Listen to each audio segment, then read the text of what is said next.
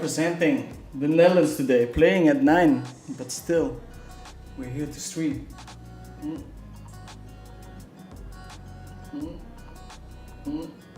Oh, some eye drops. These have been the most unhealthy 7 days for me, I think. Having a lot of friends over, no workouts, a lot of beers. I couldn't stream last week. I was feeling too bad. And today the Netherlands is playing at 9, so I kind of want to watch the match, but I also kind of wanted to stream, so I'm going to do something in between. We're starting the stream earlier than usual. And if I can, I'll bounce around 9:30 or 10, watch the second half. But yeah, I don't know. Let's see if there's a bunch of people watching. I'll just continue streaming maybe. I have to put some money on GG again, I'm afraid. Still rocking the downswing there. Actually, maybe those tournaments take too long. Okay, whatever. We're gonna hop into the 1K on CoinPoker for sure. The tournament series are over, so they're gonna be smaller. I'll have my cash game tables open. Jay Nandes supporting Argentina. Usually around the World Cup, the tournaments are a bit slower. Also, we have Vegas going, of course. I'll hop in the $100 as well. Is that a good idea or not? Yeah. It's nice to have two tables, I think. We have a 2K, a 5K, and these structures on CoinPoker are quite fast, so let's see. 2K starting in 50 minutes, and the 5K starts in 1 hour and 50 minutes, so I'll have to see if I play that one. I'll have to see. I'll late reg some no limit hold'em stuff. Cash games if possible. This is not an open, but we're gonna do it anyway. This is too disconnected from this kind of position. We do think we have a pretty big edge post flop in these $100 tournaments, so it might be close to plus EV, but I don't think you want to push it too much. So yeah, this is a hand that would theoretically not see bet, and then in practice probably big blind is hugely overfolding against half size. So we can still try to steal the pot away. Here both options are on the table. We either barrel the turn and give up on the river, or we check here on the turn and we bet on the river. I really like both lines. So I guess you just want to swap between them. I think he's gonna bet all his strong hands, all his fours, and then we have an easy bluff against the check. Doesn't happen though, so just fold.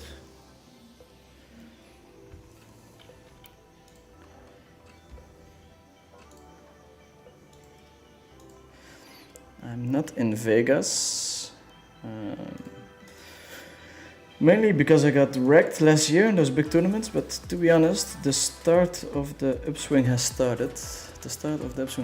I'm not sure if that's correct English, but I have been winning some money, and I haven't had many like losing days, which means the wins were not that big. We're like 10K days, 15K days. I mean, relatively speaking, very big. I understand this is a lot of money.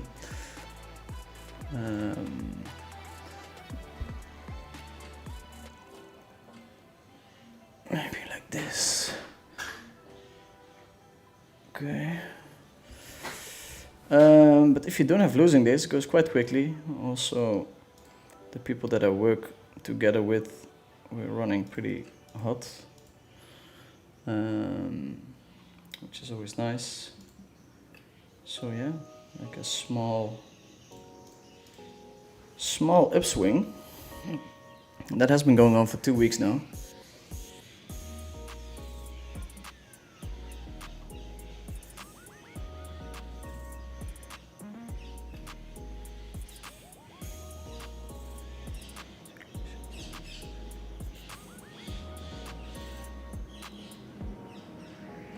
Application on an app.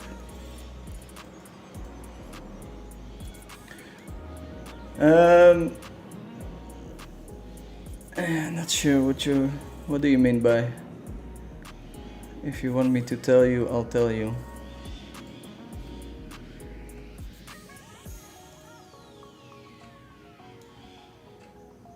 It's okay, it's like not super secretive, but there's a couple of reasons why I cannot always disclose it, so I prefer to keep it a secret. Here we're calling with the Ace Jack 8-4.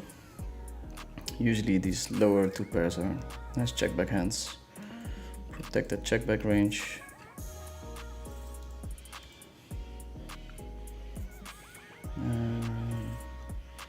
Two pair and a jack high flush draw. I mean, it's kind of strong enough to bet, but if you get check raised, it's a disaster. Hernandez goes for the big bet. You have a pretty easy call. Let's see. Shrew Milk is saying SC2 or PLO. Such difficult decisions today. What's SC2? I should probably know that. I don't know. Nandes has a tough decision here. This jack is better for the calling range. So it's kind of weird if you start betting big on this jack. Not saying it's bad, but just a weird story. And he does have a rep, a king, and a flush draw.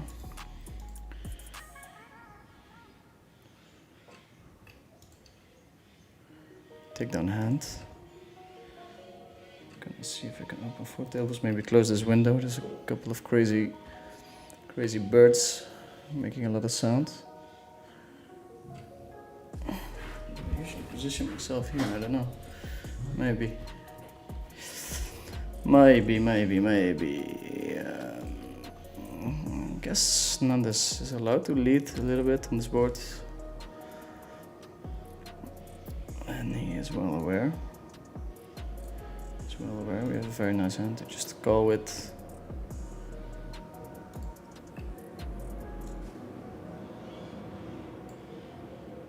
Here, if he bombs the turn,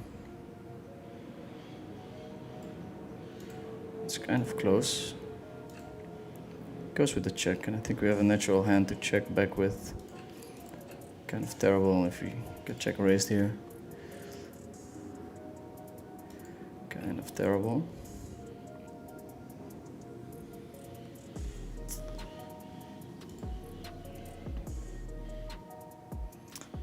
This is a rough one. Don't have much showdown value. Oh, small bet.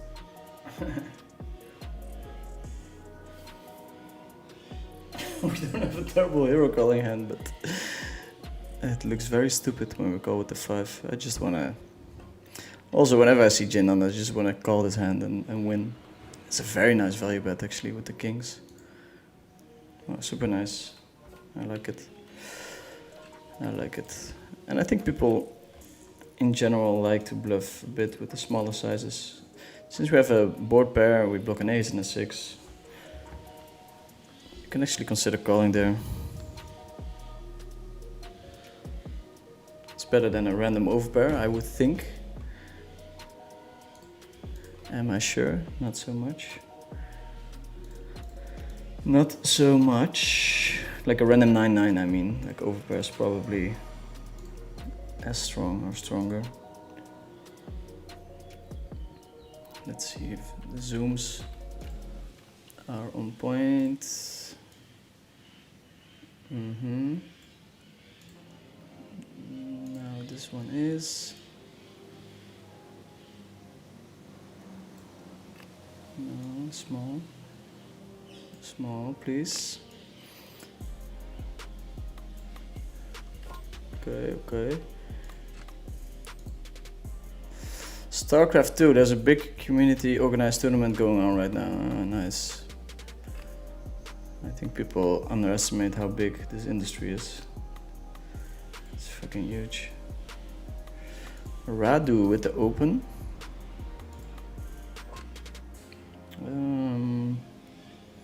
We're just gonna flat call. I'm sure it's also fine to 3-bet this hand. You can already see that he's playing 51% of his hands. He likes to float. I think we just check here with the tens. I think betting, we mostly get called by better hands and worse hands fold. I'm going to call here. I wouldn't hate a lead, but we're just gonna check and decide.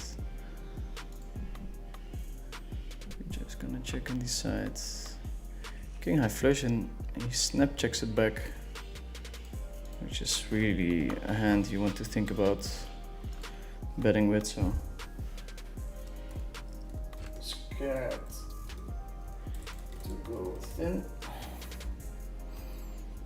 And knowing that, we can change up our game a little bit. Also the fact that he's like snap checking that hand, he's not even thinking, remotely thinking about betting, makes it so that I'm quite confident in my read there. BBC Genetics is entering the table. I remember when I had these kind of screen names.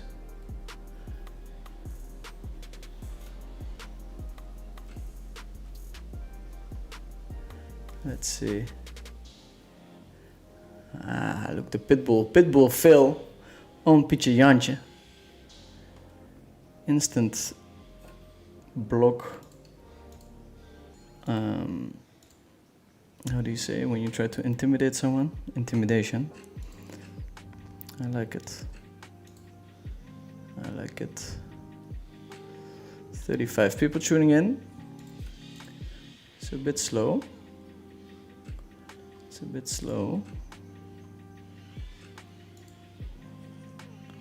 We get a walk here with the aces, and we have 9, 9, 8, 8 rainbow on the other table. Pretty strong hand, 2 ways to make a super strong hand. So we have an easy call on the button, unless somebody 3-bets. A good banana is tuning in as well.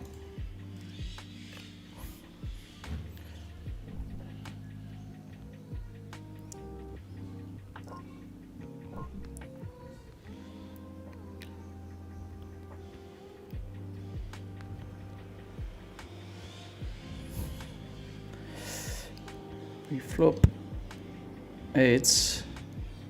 It's actually not a bad hand to check back.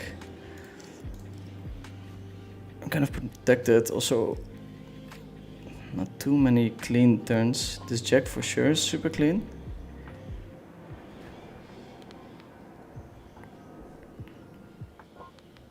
Informing my girlfriend that I'm going to stream. What are you discussing tonight? It's probably an old title. We're gonna discuss why the best MTT player in the world is not showing up in Vegas. Mr. Dam absent in the Vegas streets. Extremely disappointing for the fans.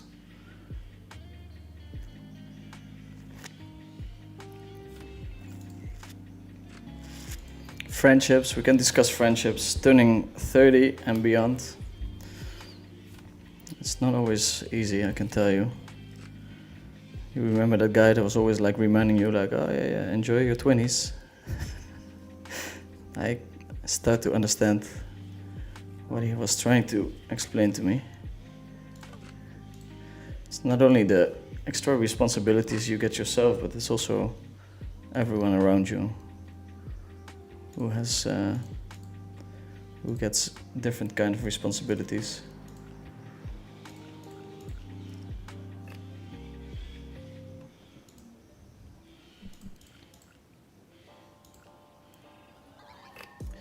World Cup, obviously. His shirt is so bright it almost burns a hole in my monitor. Yeah, it's also not, it's not nice orange. It's a bit ugly orange. This is close on the button. You gonna play tonight or no, Imba? Oh.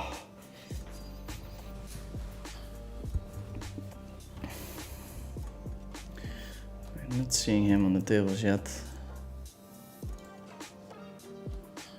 What's your go-to laptop to play poker on? Actually, I play on a MacBook, or I stream on a MacBook.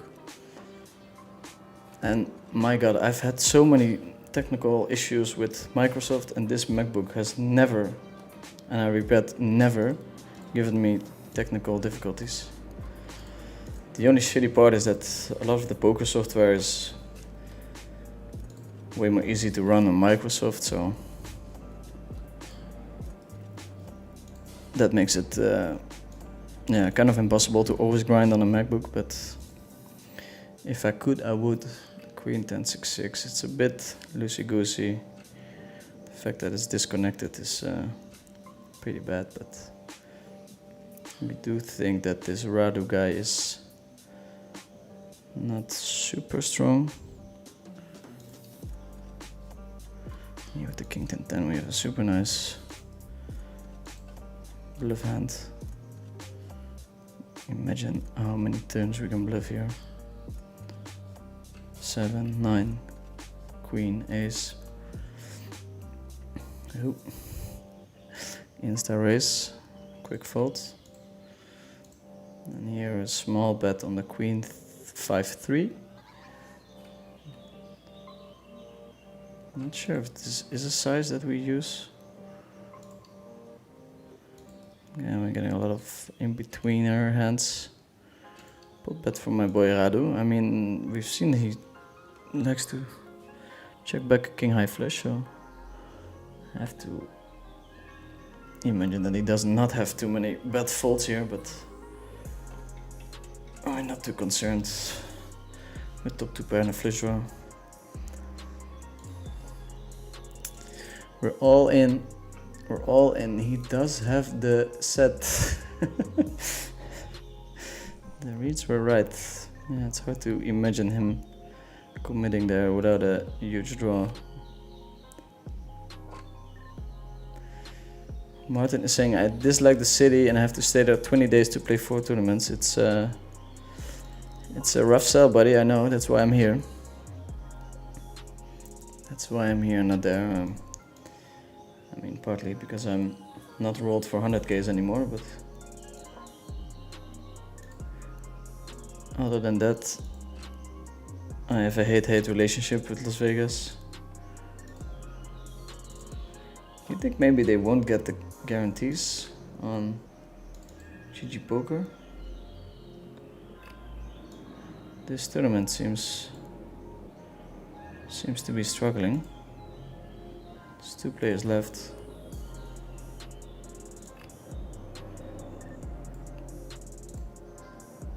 With a big overlay.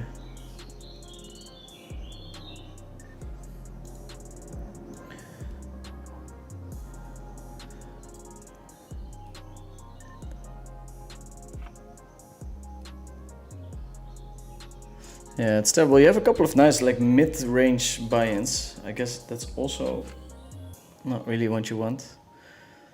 Like, EV-wise, it's just a terrible deal for anyone who earns money online to play at 3K.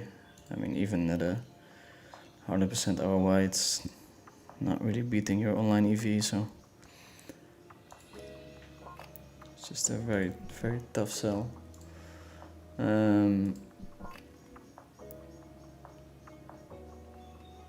new to PLO and playing 1-3 live cash, super passive game and many multi-way pots.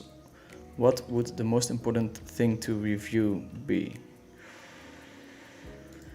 It's a bit rough because the way to beat a super loose and passive game is just to have like a bit stronger ranges pre-flop and make sure you raise it up with your stronger hands.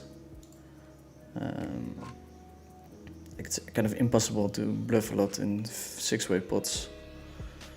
So having stronger pre-flop ranges is nice, but then again, if you really look long term, you kind of want to reach a point where you can enter private games. I think that's where the real upside comes in.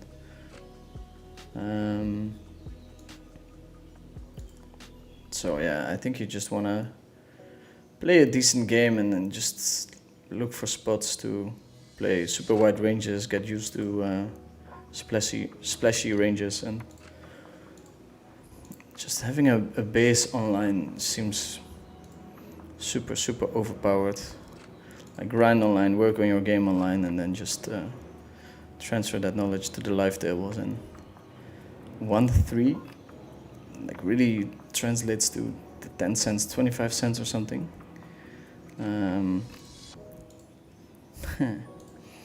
Check 10-3 with a single backdoor. It's probably somewhat close, but we're gonna just shove it in. The only upside I can see is that if my opponent has queen, king, that we're blocking two outs to the straight, but other than that, it's all pretty marginal. Yeah, we're gonna call. It's also not the most exciting spot. Great, I wasn't showing the other hand. Okay, we'll go zoom out before I mess up even more.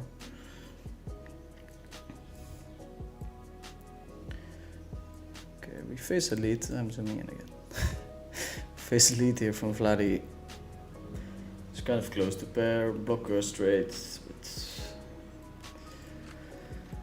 I don't think we make too much money by calling here. I mean, I think it's a losing call, or else I would call, of course. Imba might flick in the max late. Oh boy. Because GG tourney is a 1K, so won't be grinding. No, that makes sense. MacBook is great. I love the battery life and display quality. Yeah, I agree. It's just the amount of trouble I had with Microsoft, like computers that ran Microsoft. It's insane. I mean, at the moment I still have problems with it. Drive head is not working, like crash down super hard, blue screened, can't install drive head anymore. It's been a pretty bad experience. Cash games maybe. It's on and off. There were 4 very good spots this week and I missed all 4 of them, so that's nice. Tell me about it. I just turned 40 and my buddy, who I've known since the 4th grade, lives a mile away from me, is moving across the country because our city is not good for raising a family due to schools' general government incompetence. RIP our weekly board game nights, but of course I fully support his choice for the sake of his family and especially his kid. Yeah, I think that's a very good example of how like priorities change, and then whenever you're in your 20s, it's just like friendship is prioritized to a very big degree, and you don't really realize that it's more natural. Like you go to high school, you hang out with your friends all the time. That's basically the only thing you do next to studying, and I mean, for the degenerates under us, playing poker at 16, but then once you hit 30, people get married, people get kids, and that's their priority, which is, I mean, super nice, but also a bit sad at times. Everyone has like 5 or 6 holiday weeks.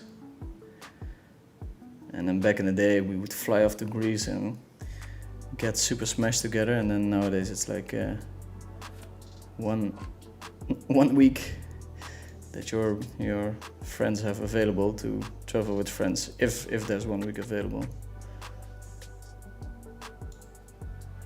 Let's go Netherlands. Ines in the chat. Always doxing her date of birth. Or maybe she's very smart. And she's just lying about the age. If you have any advice for keeping in touch, I'd love to hear it. I'm sure he'll come back to visit sometimes, but probably not every single year, so yeah. No, I think you're a couple of steps further down. I'm just like realizing it. I'm doing a terrible job flying back to the Netherlands because I sometimes prioritize my career over friendships, so it's very funny that I'm complaining about it and then probably not doing my part. But it's just, I think, the natural cycle of life, kind of. And I don't love it. I don't love it. But yeah, I had some friends over this weekend and we were reliving the good old times, which was nice.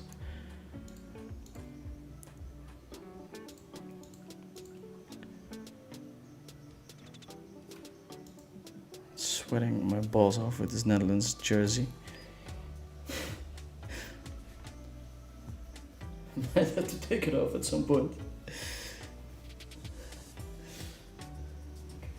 I'll put it back on when the temperatures allow me to wear it again. It's tank top season again. It's so hot here. It's so hot here in Lisbon. What? No, that's not where I'm staying. No. Let's see. 66 people tuning in.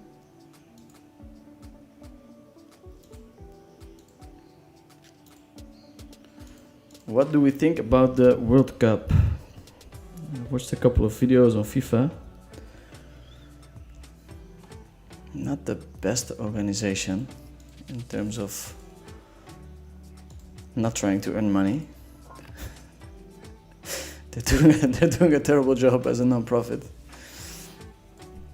I don't know how much money actually flows to the people that work for FIFA and how that works when you're a non-profit, but they seem to be making an awful lot of money when they go host a World Cup somewhere. When they host a World Cup somewhere. Jesus, it's so hot here.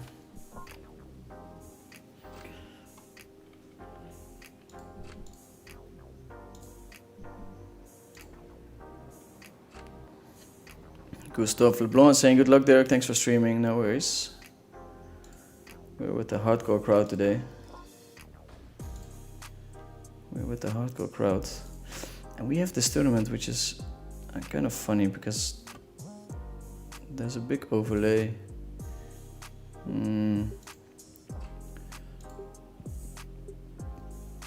27k. So there's something that I would really like, and that's to grab some overlay money from GG Poker. Stand by, but I guess we need another player. Once more players register, I'll keep an eye on it. Would be kind of nice to play some No Limit Hold'em. Would be kind of nice.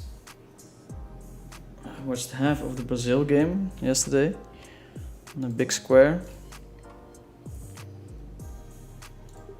God, they played it super bad, or at least from what I gathered.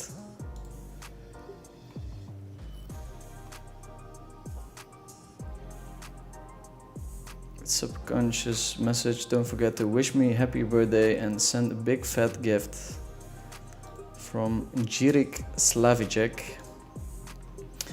Happy birthday, my man. If you link your CoinPoker account, I'll send you $1,000. Nat.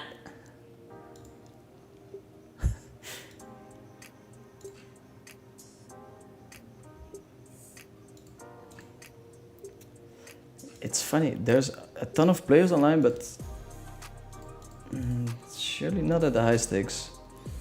Waiting at a couple of tables would be super nice to play some heads up 5 card or something along those lines. Something along those lines. Might have to think about eating some food as well. God, my week was so unhealthy. Naked stream, let's go. Need to change the platform. I tried to actually to stream on Kick. We might have a couple of more options there. Big all in here. It's 2 pair against 2 pair. Whereas the green would say 2 pow. 2 pow on the turn. Full house on the turn. Yeah, FIFA is pretty corrupt. But I had a moment of clarity, a moment of realization this week. We're having UFC 250 at the White House. Elon Musk is officially a trillionaire, or however you say, having 1,000 times a billion. He's getting special rules from NASDAQ to enter into my territory of index funds. And it's just like, it's not corruption where you put some cash in an envelope, but it's like corruption at the highest level. It's just friendly banter. Let's do a little UFC event in the garden of the White House. Let's change the rules to enter into a index fund. Just seems very weird to me. I'm very against it. I think SpaceX is greatly overvalued. So you guys can clip me and prove me wrong in 5 years when I'm probably not streaming anymore, so I'll be safe. Seems like such a bad deal to value a company at 2.2 trillion that doesn't really have any earnings. Non-profit organization, but their headquarters getting premium bonuses and salaries. And obviously under the table deals, probably, yes. What country you're staying in? I'm supporting the Netherlands. It's Imba's birthday too. I'll think about it. I think I'm gonna prefer sending it to people who are in need. Wow, I feel so bad about folding this hand. We're not gonna fold it. We're not gonna fold it. And I question the amount we make on a call. It's like super close to a fold. Now we have a very natural fold, of course. Also not that many hands that we slow play here, so I think for my opponent it's I mean, not easy to go ham, but also not that hard. Okay, first break. Maybe get myself some yogurt and some Crisley. Water, I'm completely dehydrated after my drinking week. Clean up my room a bit. Huh?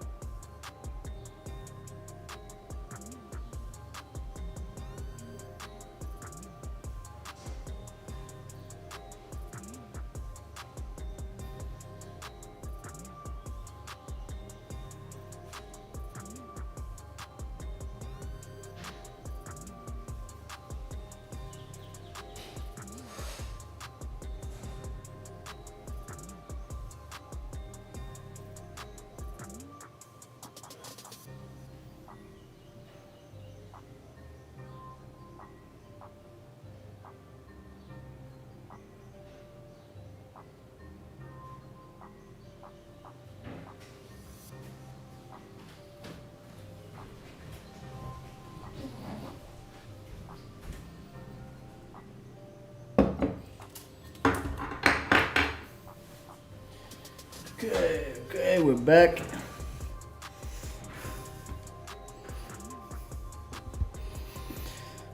Okay, we're diving into the world of index funds. Hopefully Ines is still here.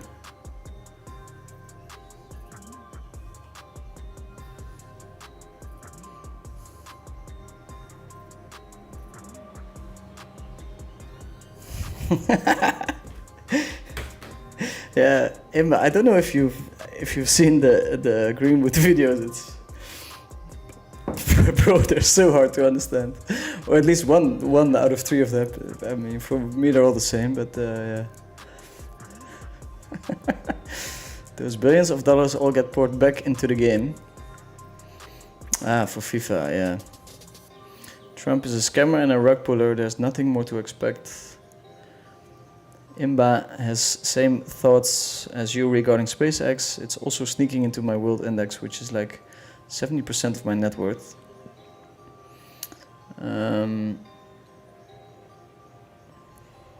Allocation will be low, I believe, as MSCI World buys shares equivalent to total share value on the market, which for SpaceX is like 80 billion. Okay, I didn't know that, yeah. I thought the allocation would be bigger. I have a pretty big position in QQQM. So I thought it was going to be a couple of percent, but in that case it's way less. Valuation is ridiculously high, of course, but 80 billion liquidity in the market is not a lot compared to a lot of other companies. So the allocation will be low. That's nice, because I don't know why, but I'm just super against it. It's not like I'm thinking about actively shorting the stock, but it's more about just being against the whole principle, not really aligned with the valuation. Yeah, I don't know, man. I mean, betting against Elon has been very, very expensive, if you've done that in life, so I wouldn't bet against the guy, but I feel like betting on the guy with SpaceX at the moment. It seems pretty bad, but then again, he's proven everyone wrong, basically, time after time.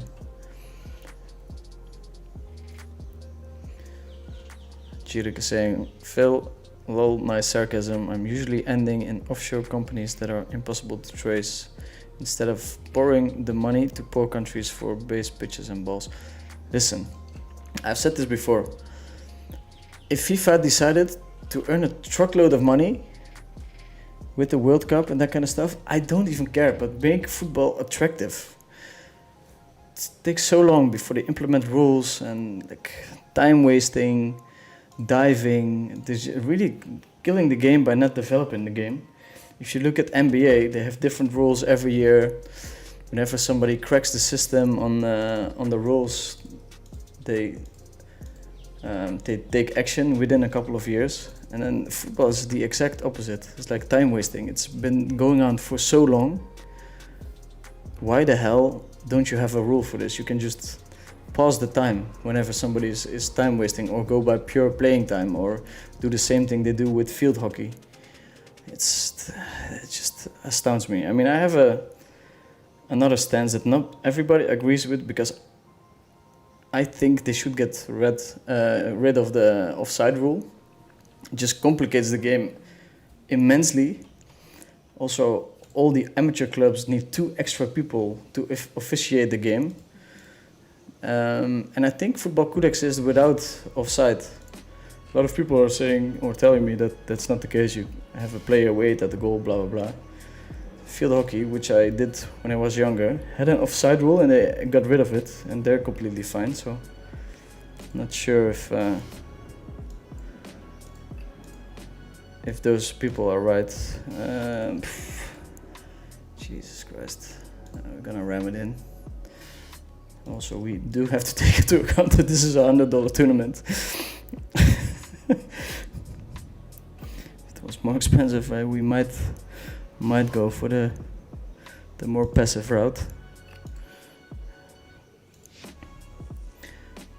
I mean, I do think there's something that you can defend in tournaments, that whenever it's something or a decision is close, you just go for the most aggressive option because you want to build a stack and abuse the bubble. But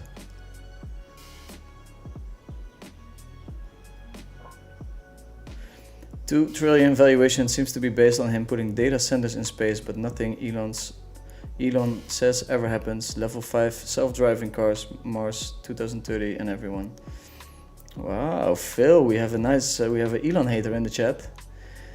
He's going to have a robot in the kitchen cooking dinner. None of these things are ever going to happen.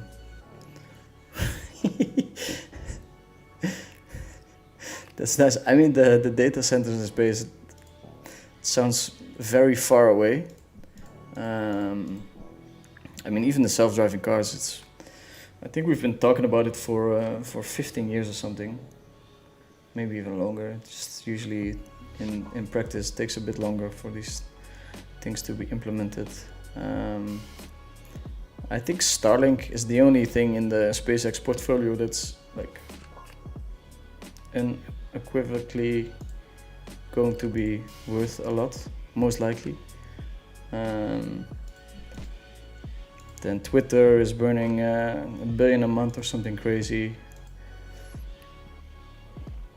What else is in there? What was the third company?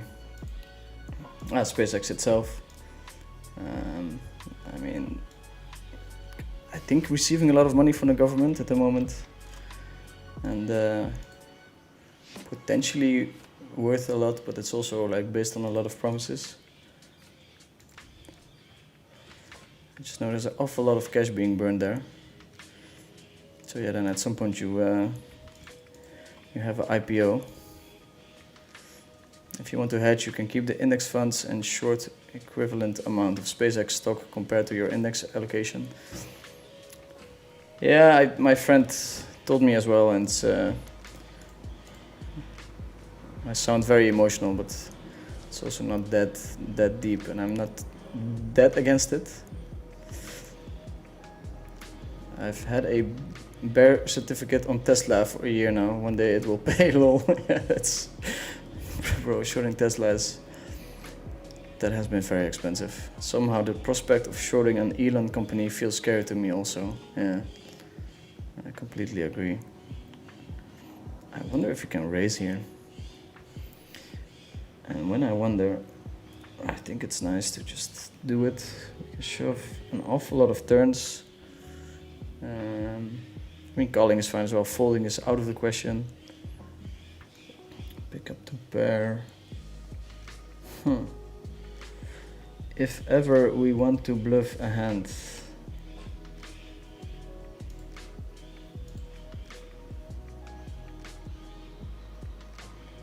If ever we want to bluff a hand, it might be this one. We have to call. We have 15% against the straight.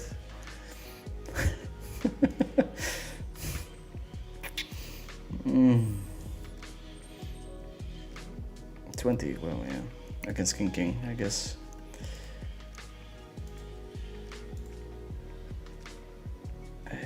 Yeah, I don't mind it. I don't mind it. But yeah, for sure we're not gonna get a fold there. We limp this hand. Guys, the one in Eurozone, is it easy to turn coin wins in the euros while transferring to your bank? Anyone face problems? What is the strategy? Bro, you need to ask ChatGPT to make this a coherent message, because I have no idea what you're talking about.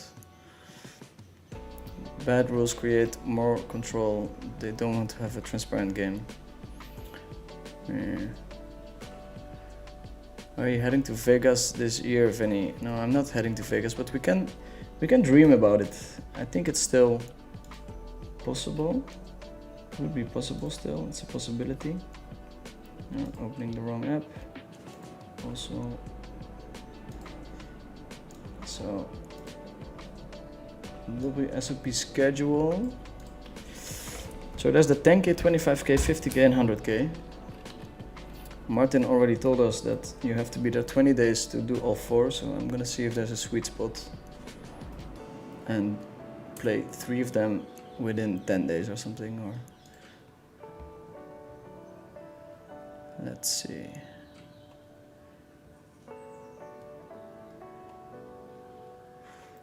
Also, I'm always very excited to go to those places, and then you arrive there and then you're reminded that you play 20 hands an hour. It's just such a bad setup for anyone who's good at poker, right? Like, you want to give yourself the option to play as many hands as possible, in which you can create your edge, and then yeah, if you can do that, it's pretty sad. Okay, this one. And let's see if we can filter tournaments. God, don't think we can. We are in the 14th of June. So I'll just go by the list. Oof, check, 9-3, 50 big blind, super bad, squeeze. The 25k is starting on the 15th. That's day 1A. We have a flight B on the 16th, so I guess I would have to catch that one, 16th. Please remember that with me. Then the 50k starts on the 19th. So that's perfect. That's nice. Okay. A couple of small pot limit Omaha tournaments. Then you have the mixed one, the 23rd. I could definitely play that one. That's 25k. And then the 10k is on the 26th. It's actually not that bad. I guess the 50k is a bit later. 100k is on the 30th. So that's 16 till the 30th. That's the 2 weeks Martin was talking about. Or 20 days, he said.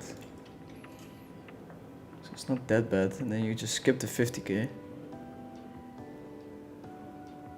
There's a couple of small events in between. I guess the 50k, no limit, pick your PLO. I don't know, I can't find the 50k. I don't know, 2 weeks, yeah, I mean, I'm not gonna do it, but, so yeah, that's it. Then I'm going all in with just a first draw and running into trips, unlucky.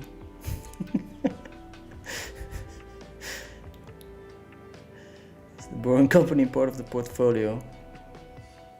Dude dug tunnels in Vegas for Teslas with drivers to drive in. So dumb. Ah, whatever happened to the little tunnel thing? Yeah. Ah, the Elon hate is it's big here. The Elon hate.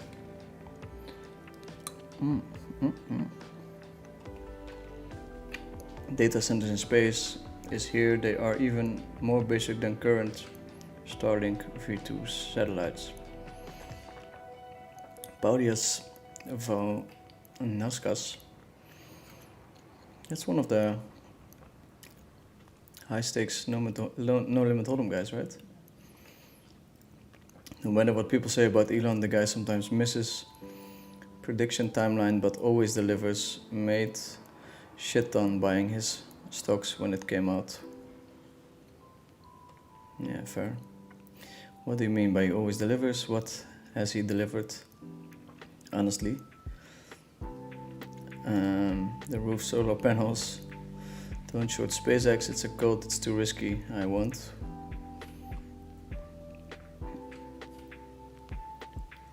Live tournaments are so fun in my head, then you get there and realize the fuck up you made. Yeah, I would see it more as like a networking opportunity.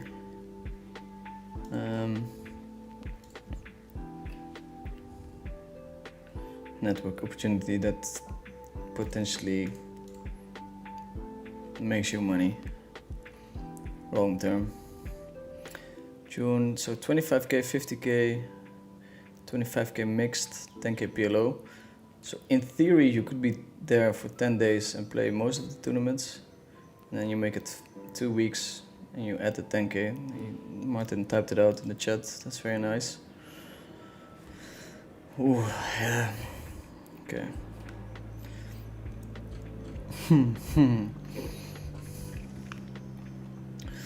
It was actually Martin who convinced me to come last time. Do you know that, Martin, or no? We had a chat on GG Poker about the potential ROIs, and that's what convinced me in the end.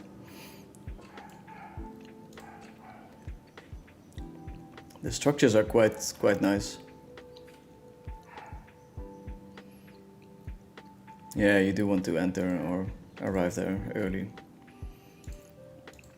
I've done it the other way. Just jet lag is pretty rough. Also, you're in the desert, so I always get sick when I go to Vegas. I always get a sinus infection. Okay, we're starting the 2K.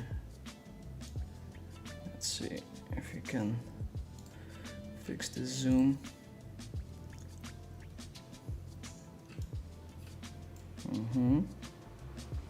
Okay, has to be somewhat smaller.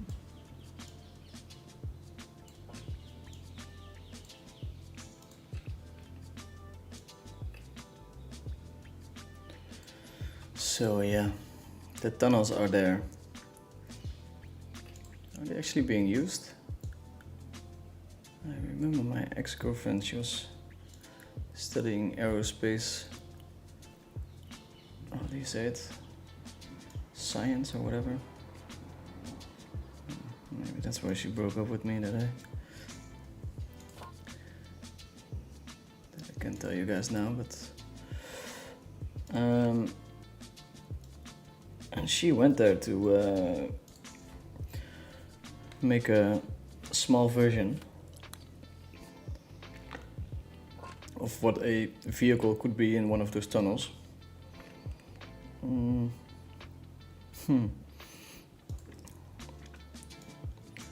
Jeez, my pre-flop knowledge. Short stack this at a worrying low level. Maybe it's better I'm not going to Vegas. I mean, to be fair, if you play GTO Rangers in Vegas, you're doing something wrong.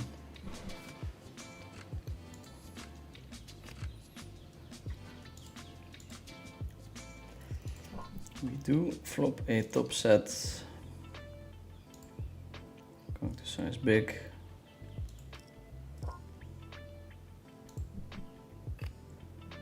There's not that many turns that we like. Everything 6 and under is fine, but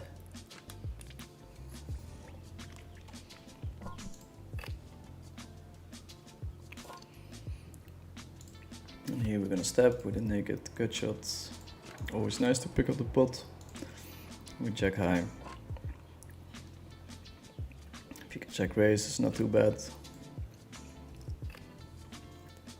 This is definitely a turn we're gonna fire on, and then on the river it becomes a very bad candidate because we're blocking all the draws. So I guess this is a pot bet give up.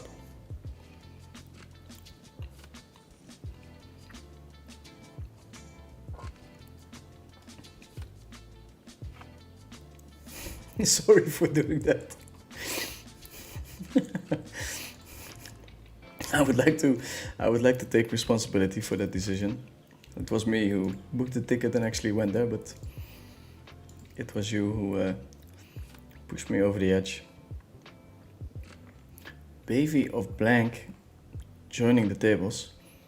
Pretty sure he's grinding in Vegas as well, because there's no PLO stuff going on. Some of these guys are based in Vegas. It's sounds really rough to me. someone like Jason Koon, because he just wants to be close to the action. He all seems super enthusiastic about it. I mean, I do have to say I visited Jason in his gym and his office. It looked quite nice, but just if you compare that to living in Europe or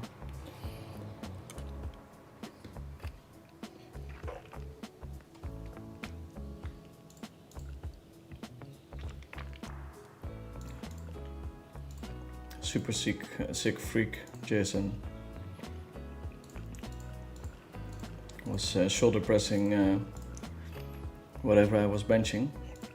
He didn't like it when I said his elbows were flaring when he was benching, but maybe I should have not said it. I don't really have the coaching credentials to say something to Jason about gymming, but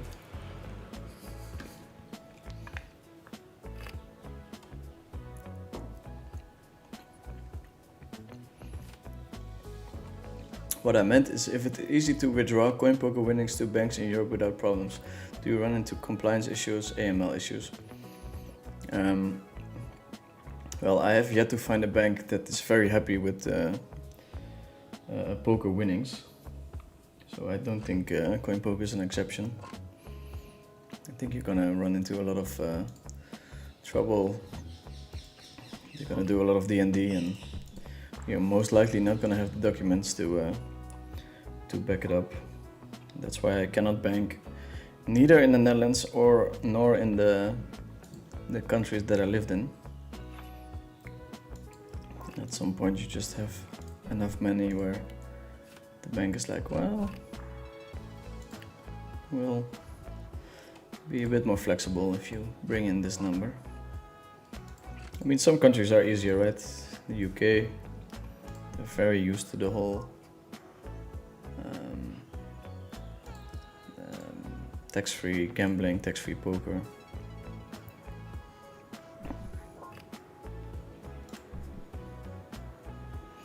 So here on this table, you have to pair and block a lot of hands that I can bet for value. Having the king of spades it's kind of neutral. You want him to have the king of spades. Also, I do want to make hero calls on stream, and again, it's a $100 tournament.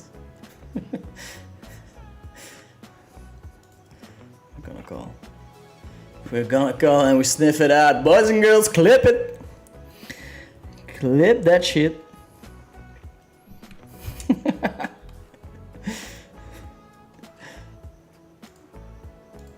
It's a bit of a wild bluff by my opponent, by the way.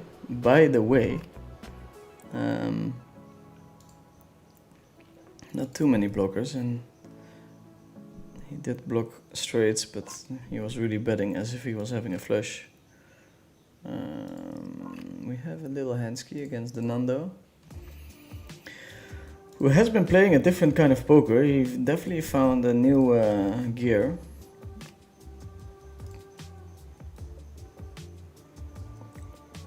If he bets again here, it becomes a bit rough. He does have all the lower straights that we can't have.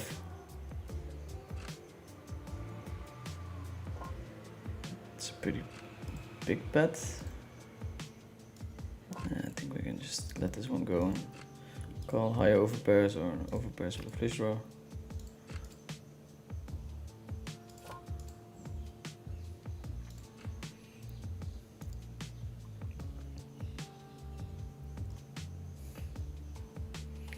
Remember when he said 5 years everyone will own a Tesla? Yeah, we had that one. What I meant is, if it's easy to withdraw coin poker winnings to banks in Europe without problems, do you run into compliance issues, AML issues? Oh, jeez, I just did that one. I'm getting tired, boys and girls. I'm getting tired. 100 people tuning in. Let's see. I guess we're gonna skip the 5K and then I can still watch the match. That seems fair. I'll reconnect to GG.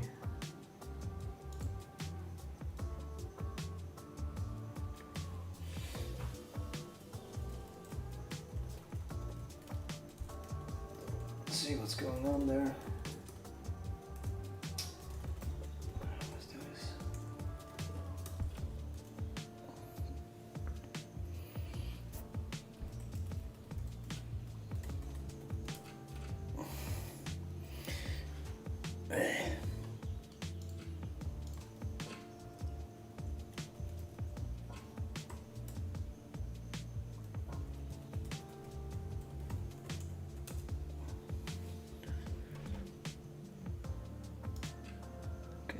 Okay, default. Open our email.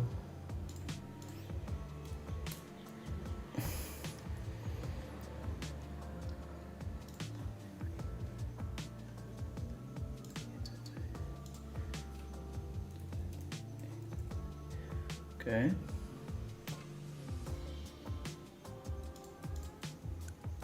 Skip.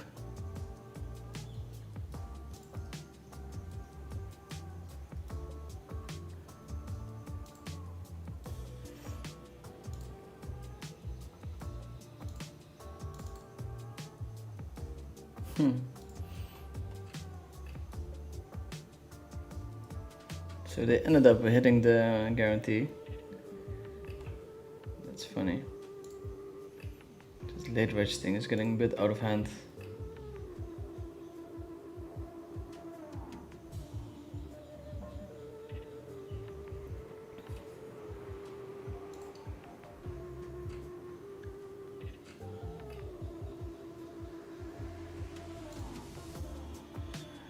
Yeah, it's pretty special, boys, that you guys did not have problems. Knock on wood.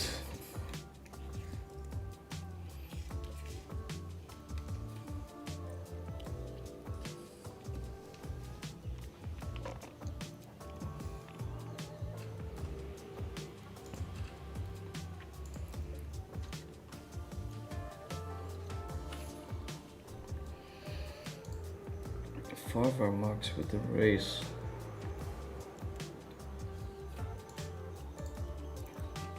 Bro, fucking 4-way ace king idiot. I'm gonna make it. It's not what the machine would do. I'm getting spanked. And I'm getting spanked after.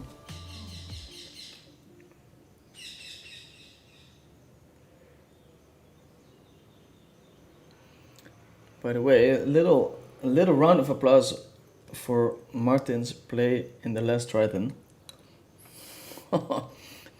Fucking fearless. I think the level of play in general was on an all-time low, so it was nice that Martin was holding up his hand.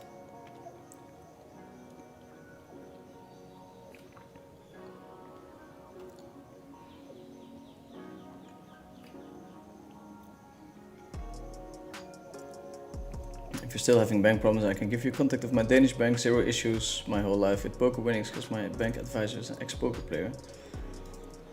That's a nice little loophole, Martin. They can't give you an Euro account, only DKK account, so I guess that fucks you. Yeah, so I do have a bank account now. And they're quite lenient, but thanks for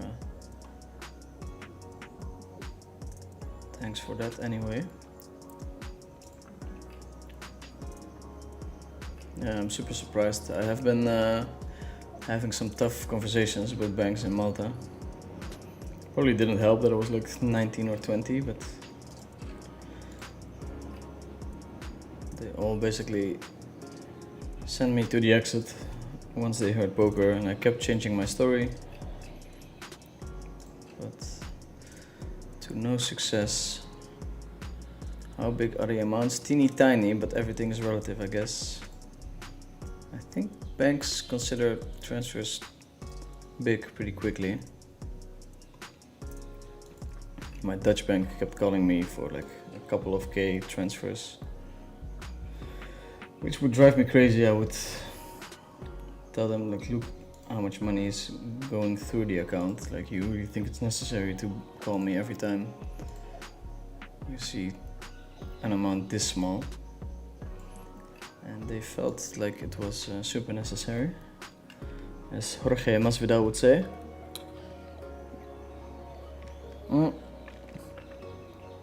Who's betting on UFC 250, huh?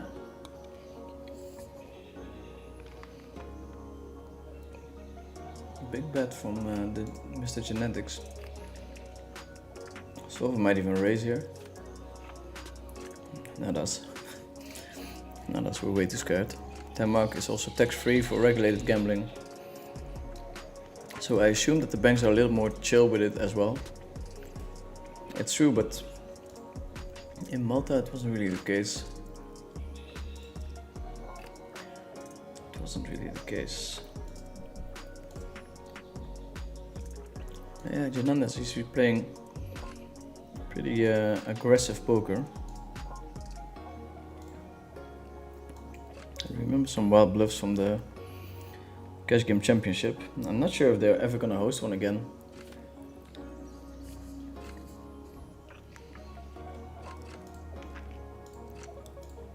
Maybe it's better if they don't. I was going pretty hard on those 10-20 tables.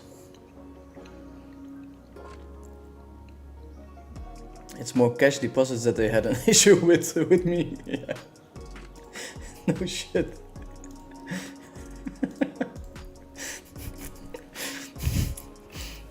Just bringing my cash to the bank. Yeah, of course they're gonna have a big problem with that. We flop a set.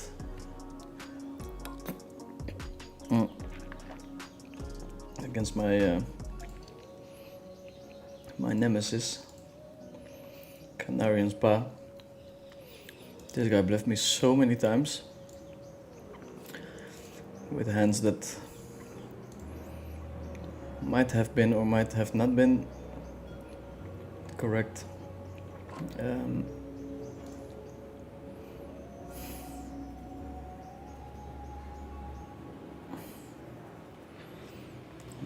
Okay.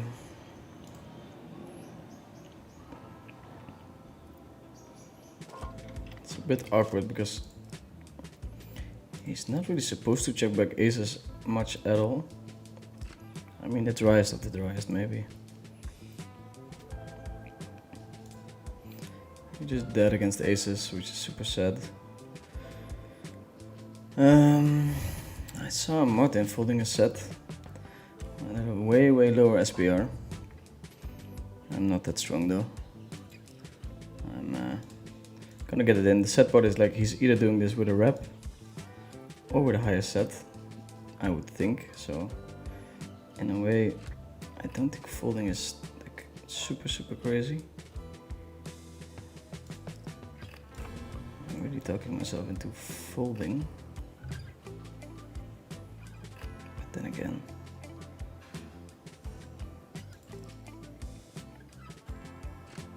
wow, he finds a bluff there. It's like, what are these people eating? If that's the case, super bad jam. If that's the case, then it's a super bad jam. Wow. Okay.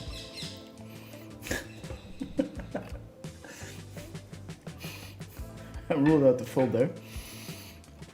I was ruling out the fold there.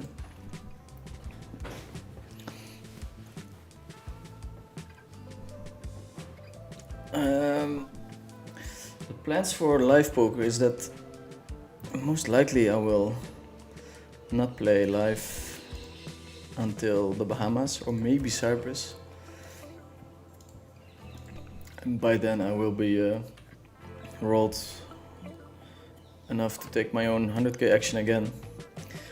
And I will actually try to study a bit harder. I feel I came in lazy at times just because the general level is pretty low. It's a bad excuse, of course, not to study, but since I'm doing different kind of formats, I can only pour so much time into tournaments.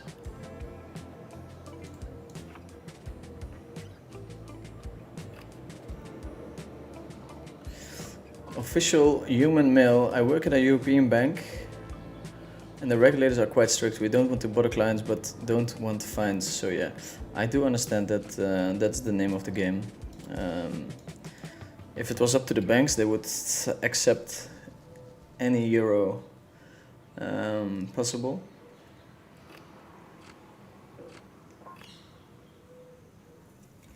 But governments are cracking down on the regulation in terms of deposits. Documentation has to be in order. So yeah, that's true. No, the banks, they would much welcome very loose regulation, most probably. What about NetTeller? I used to use it exclusively. You get a card. They never had any problems. Funnily, I was living in Malta too at the time. Yeah, no, I used Skrill for the longest time. Like, super nice, no questions asked. They are very used to gambling winnings. You would withdraw directly to your Skrill account, so they know where the funds are coming from. Okay, I'm checking here. Pretty tough spot if he bets. It's also not really a nice check raise spot, maybe. King 9. Okay. Fair. Come in with a limp here. Zooming out. Was all legal cash and documented, yeah. Limit of 2k euros.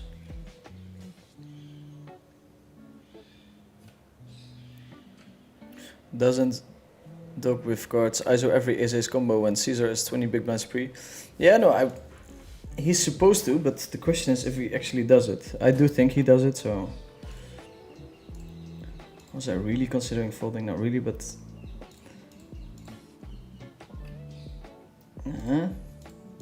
Sometimes it's nice to put a little bit of tension there. Are we folding second set? I mean, the SPO was very big. I remember watching Martin live when he flopped the set. Small blind bets. That's Patrick Antonius. He flat calls and then divorce. He doesn't shove, but he pot re-raises. I mean, in a way, it's very hard for him not to have a better hand there, but then again, you also think about how stupid you look when you're folding this bottom set and then this guy manages to find a shove with the top 2 pair or something crazy. It's always in the back of your mind, especially when you're on a televised table. So I was pretty happy for Martin that he managed to find the fold there.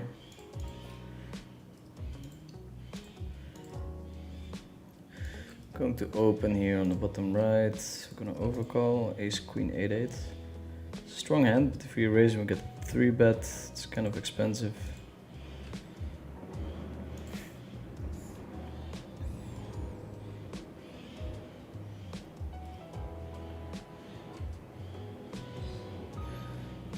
So here we have a hand that might overcall in certain circumstances. I haven't done enough work here.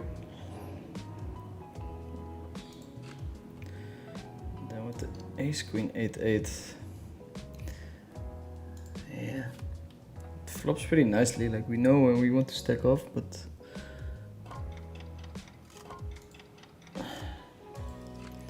is it better to flat than to bet? I don't know. Oh, timeout on the other table. The queen 7, 8, 5. It's always nice to sweat the flop here and be super unhappy when you would have hit the hand. Back to table number 2. Flopping flush draw, the dream. It's the dream. It's actually, the more the merrier. Like, we need to hit our flush to win the spot anyway, so kind of prefer for all the players to go all in. You have nutty outs, 44% turns into 27, turns into 0%.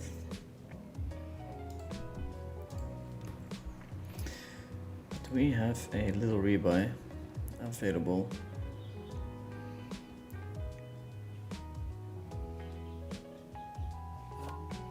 I wonder when Martin is gonna convert to the 5-card streets.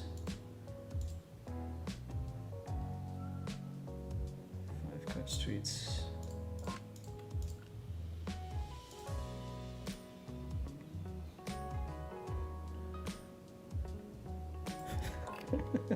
For content tank. Yeah, it's always also nice, Martin. Since you're watching the stream, there's a couple of folds that I can make. Because I just know you're gonna flame me for the rest of my life for them, so. That was one of them. That was mostly for content tank, yeah. This was a 3-way pot. Is a set a strong hand on 4-card straight? Not too sure. Yeah, we're gonna defend against Baby. It's probably already super borderline.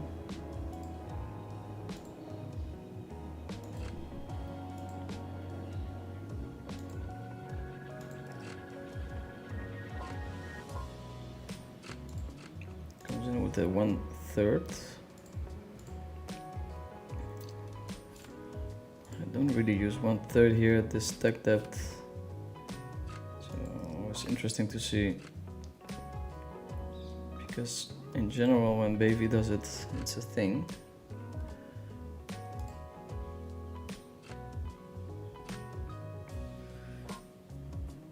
This turn is pretty bad. Nicely sized.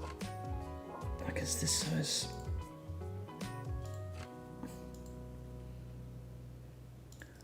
I think we have a call, but timeout saving us. Terrible river. Okay, I have to really make sure I don't time out in a big spot.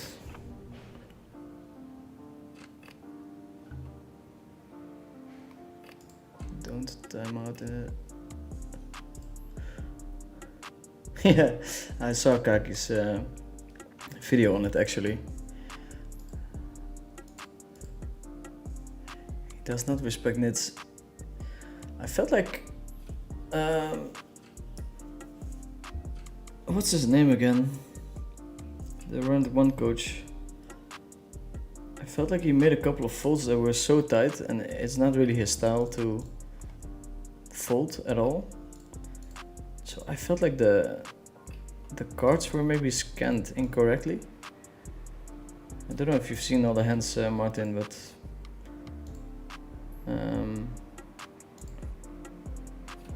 yeah, it seemed like a big step from torching 400k in the Vegas tournament with Jack to folding pretty strong hands to a flop bet. It was very surprising to see.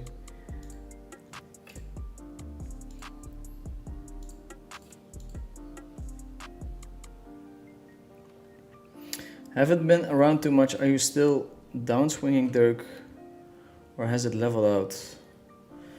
Well, leveling out is a big statement, because I've been losing millions last year, but I actually have been winning the last 2 weeks, and it's been a winning streak where you win every day, a small amount, but you don't have losing days. On top of that,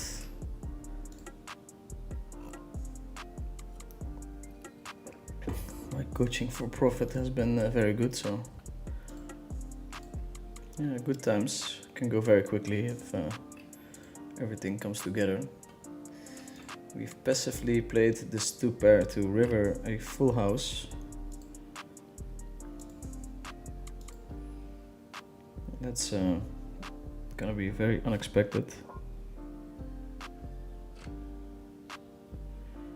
It's gonna be very unexpected.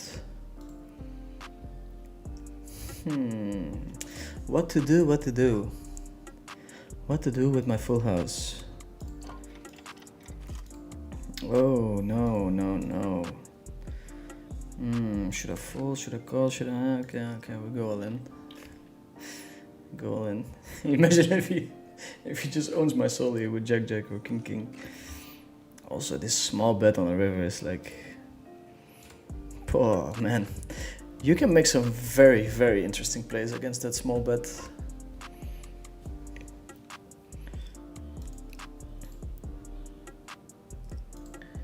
Very out of line, interesting plays. We flop a king here.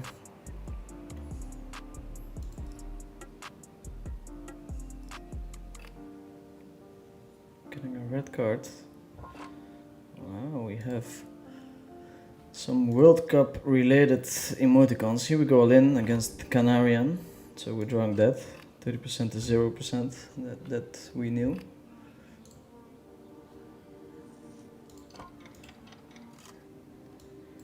Get some all-in coaching from him, and now we're putting it all on the line with 2 pair.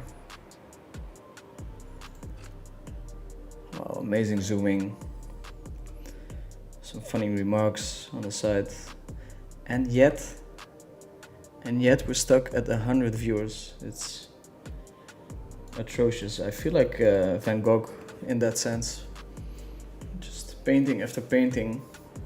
No appreciation at all, and the appreciation will come when I pass away.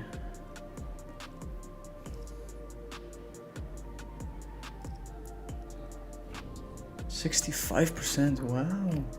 And 9 should be good. 58. Okay. Sticky.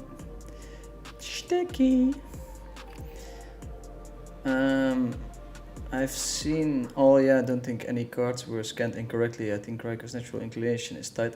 You know, that's funny, right?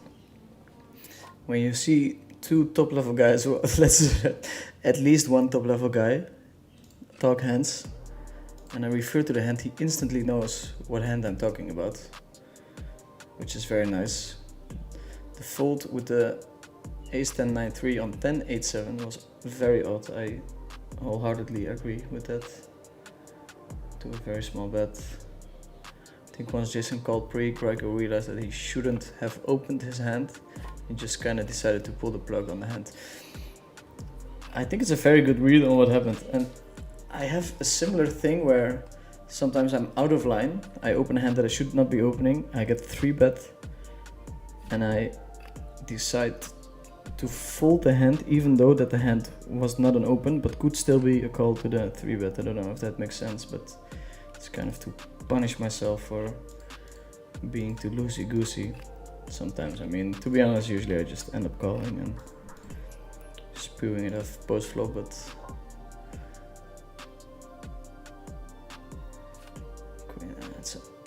always take your time in the big blind when being short.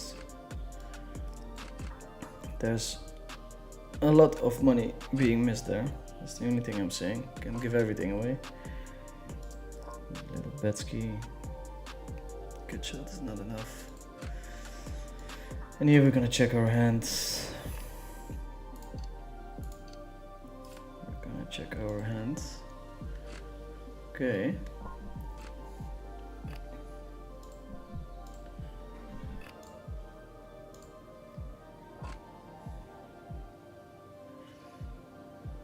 Davey with the open. And don't forget, he is relentless. He's fucking relentless. I think we just check call here, given that there's diamonds out there. We block 0. It's very close, right? Like 3 SPR, over pair. Actually, maybe I should have just went with it. I don't know. Feels like we cannot fold too many turns. We do have... fuck, I time out again. I'm such a fucking donk.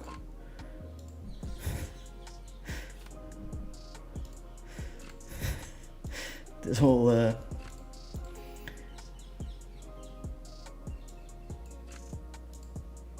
thanking for content Was a great idea. Next time I leave a little bit of time in my time bank instead.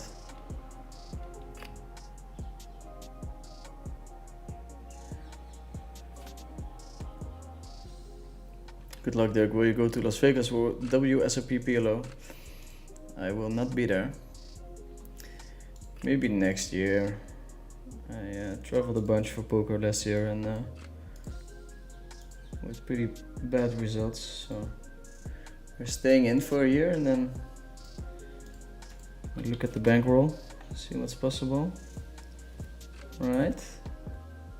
Take it day by day.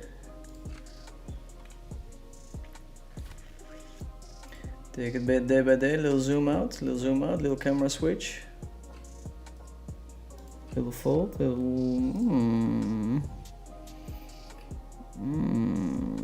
There's a lot of money in the pot already. I think we can go here. This is for sure gonna push out. I mean, at the very least the blinds, and most likely one of these two guys. Meaning there's 3.5 big blinds dead. And we have an okay-ish hand. 71. Actually, I don't want to win this one. Using up my luck. And it doesn't matter. Using up my luck when it doesn't matter. Not compounding mistakes is a meme. Yeah, I agree. I was trying to defend the guy, but to be honest, I would just fucking call. Makes the experience smoother that your cards are in order. Okay, I might do it for you guys. In real life, what people mean is that once you've played the prior street wrong, then you should play any future decisions way too tight. Just the wrong approach. Yes, Martin. It's regular human beings versus the machine. Ironically, his check fold is exactly compounding the mistake. Yeah, I was more saying, if I make a mistake and then the decision comes extremely close, I would maybe once in a while lean the tight option. I would never check fold there. That was wild.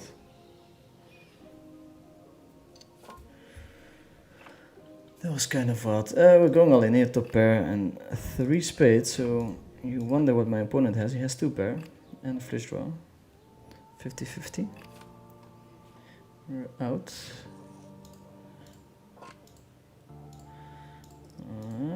Okay, murderous row here. Yodo Goki has entered the chat.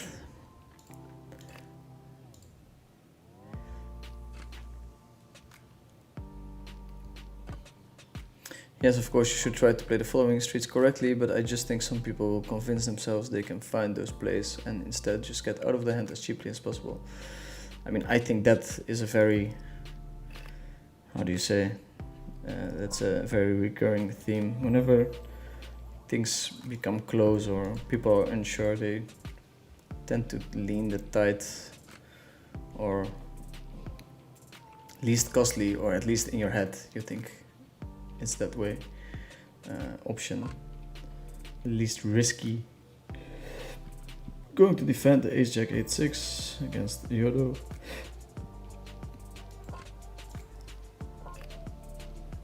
Six on the flop. It's actually kind of close. It's actually kind of close. I'm going to rip it in his face.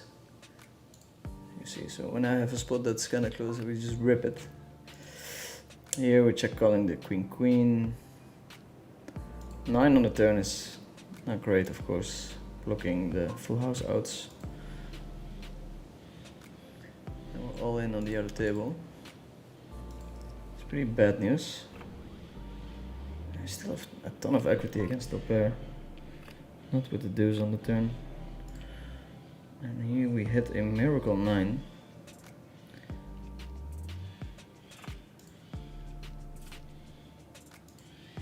We rebuy. And he eliminates all the straights from his range.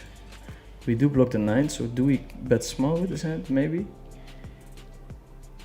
If you bet big, the only hands that could potentially hero call are hands with a 9, so I think that makes sense, but feel free, chat pros, to disagree with me. You can set it up at the top right of the table. There's a wheel sign under the table settings.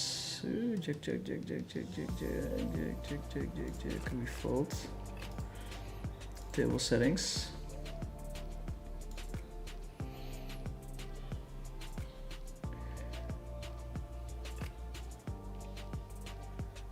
Multiple times.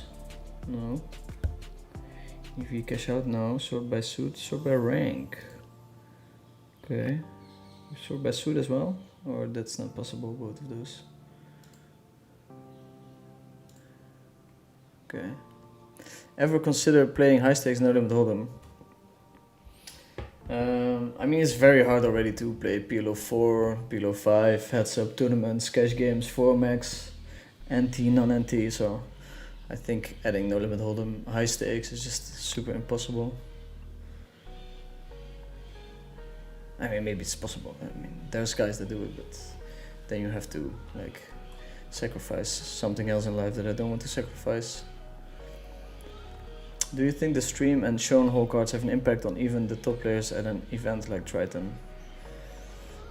If you charter a private jet from Portugal, Dirk, I will come fly with you and let you buy half of all my action at 0 markup. I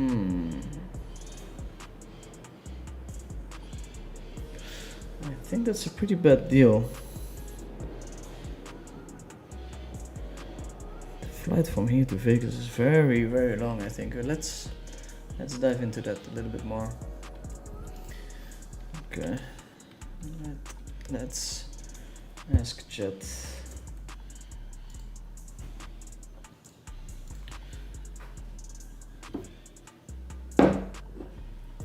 How expensive is it to charter a private jet to Vegas?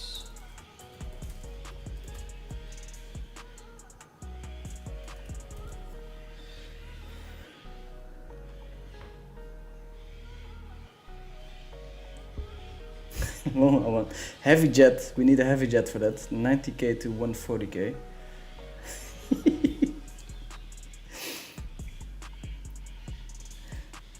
Yeah, that's we're drawing that on that ID.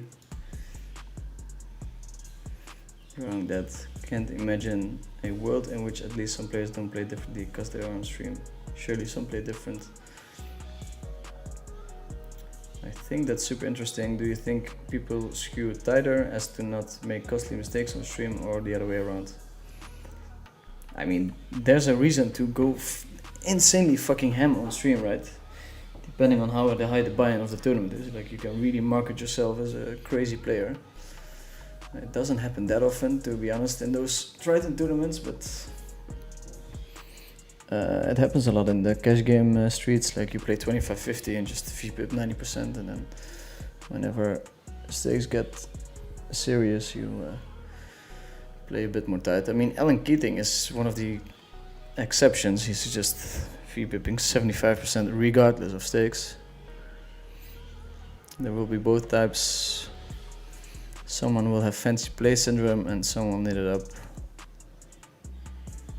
The first time I played on a televised table, I liked it, and that was the last time I liked it. It's just pretty bad experience. People have to watch what they say. The cards are very stiff because of the technology that's inside of them. Has the MTT action ramped up since the software interface changed a while ago? I haven't played on CoinPoker in a while. So they had a tournament series that had a 25 million guarantee, and they did 38 instead, which is kind of insane, I think. Since then, Vegas started, so usually becomes a bit more slow. But at the moment there's 14,000 players online, which is surprisingly high. I don't know. Tournament should be pretty good, I would say. Hellkit 13, ever consider playing high stakes no limit hold'em? We had that one already. Hellkit, we play heads up sometimes, no?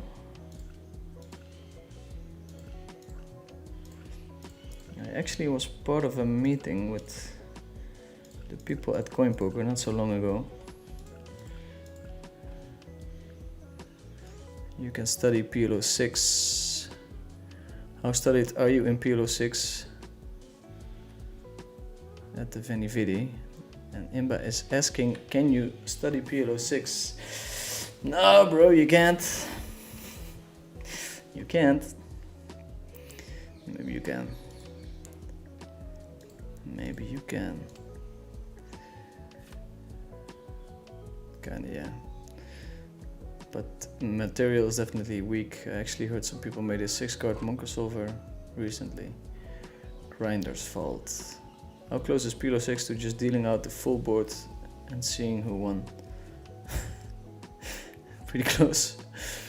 You're thinking about Grinder's Fault or something else? I don't think I heard the name, just heard someone had it.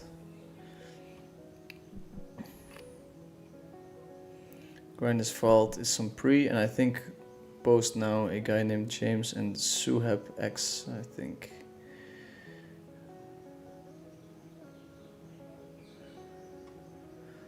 No, Imba, I asked chat. It's not that bad. Not that bad. This was chat. It's gonna be.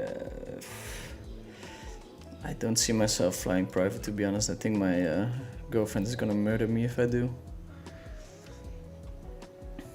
And if I would ever do, it's probably like just you split it with a couple of guys. Seems okay.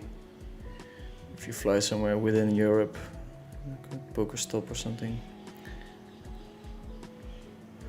Oh, I forgot to brag that I won the WPM low PLO 5. I don't even know how to play PLO, so it was a great display of my skill. Yeah, it's always nice. It's a bit freeing, no? Like playing something that you're not studied at, so you can just play the way you want to play. Don't know if this is a thing, but gonna bet small here.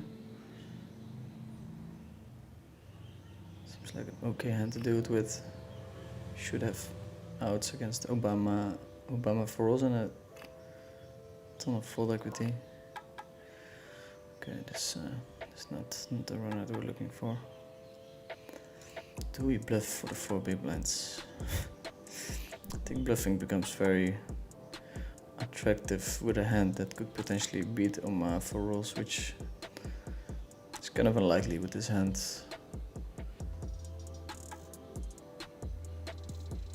Drawing that on chartering the jet, yes. Just play 25-50 and then play serious stakes after. Consider Alan VPIP. His variance is also brutal. I believe he lost 1.8 million in the $1 million game. I mean, it was about time for him to have a super big losing session. He's extremely splashy. I mean, there's some method to the madness, but at some point it's just gonna catch up playing that many hands. Well, we have such a terrible table in the 2K.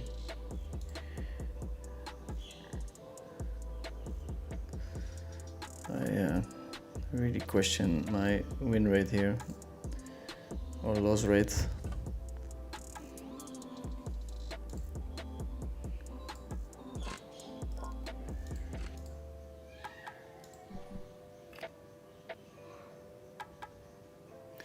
My potential loss rate.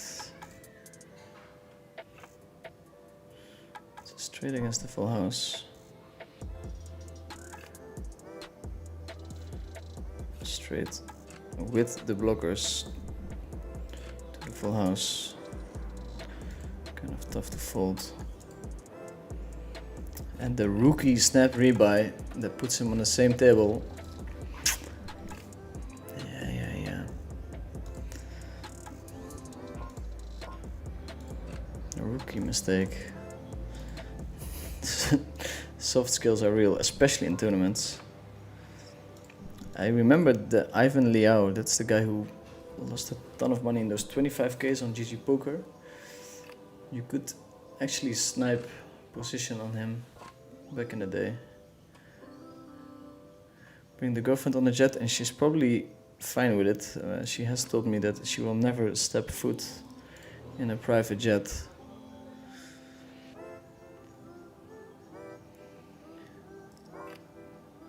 Yeah, we battled some 2Ks and 5Ks, heads up below 5. Okay. Thank you, sir, for giving me action.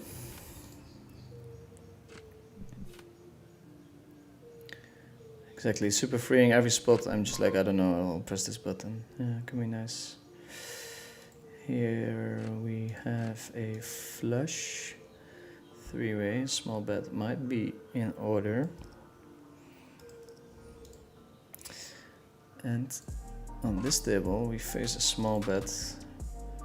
Which actually means you 3-bet it a bit less, but this hand is of course a slam dunk 3-bet. Get called by the jack high flush on the other table. Back to the action. The fold. And the fold. Opening this hand. It's a bit of a funny hand. Like if you limp it, you have a 9 high flush. And even here, feels like we try to take this hand to showdown. So we open it. Pretty decent flop for our range, of course. 50 big blinds, you become quite a bit tighter on the button. Ace 10.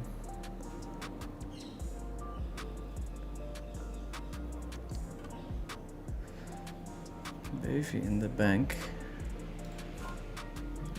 No way, Jose, we're gonna do anything else than calling, so we don't have to take too much time.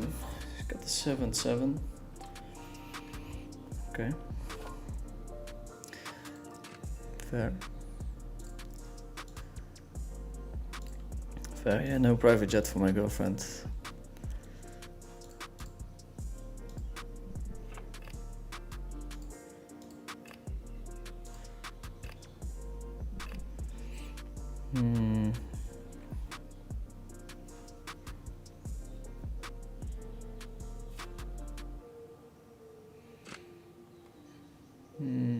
Oh no, top set. What should we do?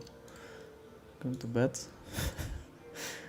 Going to bed, surprise, surprise.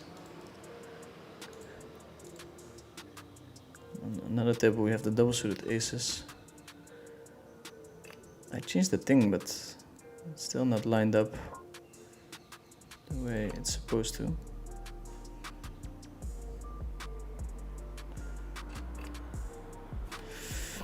It's the 3 of hearts on the turn. It's time to stack the baby. Ivan Liao, he passed away. It's true, yeah.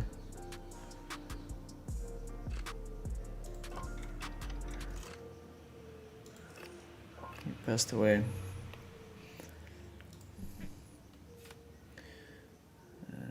We go to this table.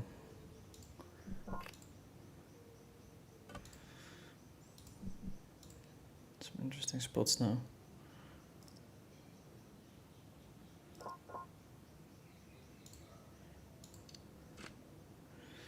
We find the fold. Table number 2 we checked again on the king. I think we go nearly range check there, which allows us to check raise a bit more liberally. Comes over the top, so king 9, kings. We still draw a flip against that hand. We don't win the flip. We don't win the flip.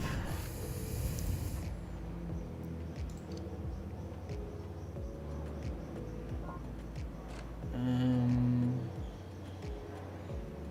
terms of sizing, I'll go half pot here. Jabberwocky with the small bet. We are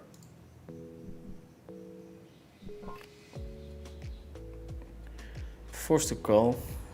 Like super tempting spot for Baby to raise as he does. Yeah.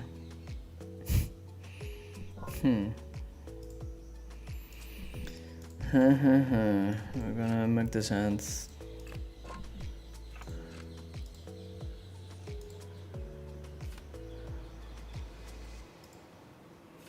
Adamo ti amo.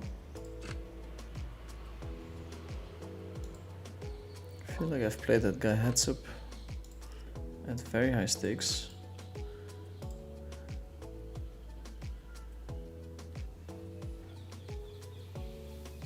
I don't know. 8-9-4-3. I can't think we can make this.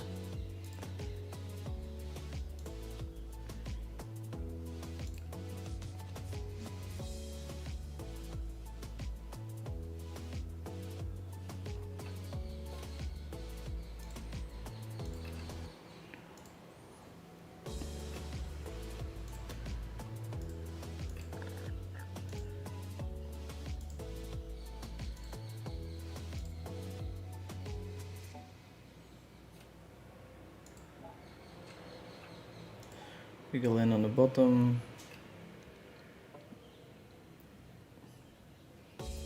Jabba takes it down.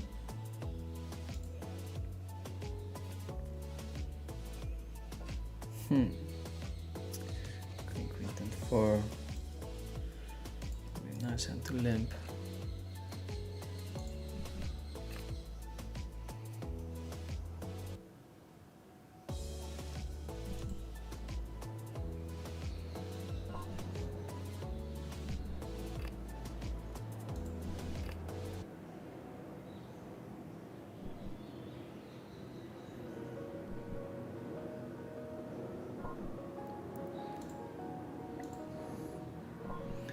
Not sure how legal this delayed c-bet is, but it can't be that bad. How often do we get raised? I mean, we do have pretty rough opponents, so more than usual. 3 deuce with the flush draw. Fair play. Here we have 2 pair on turn. 6 on the river. Super tempting spot for Fabio to keep betting, of course. Would really have a hand like 10-4.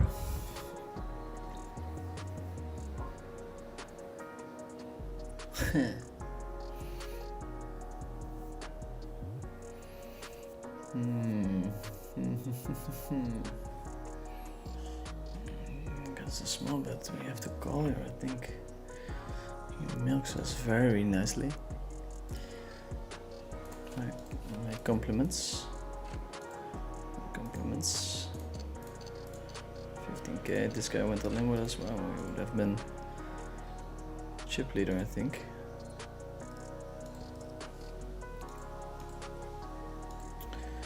But no.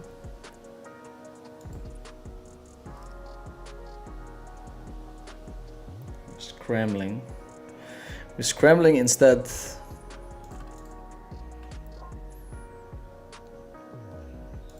is a playable hand. Table number 1. Phil. Feels like Phil fell asleep.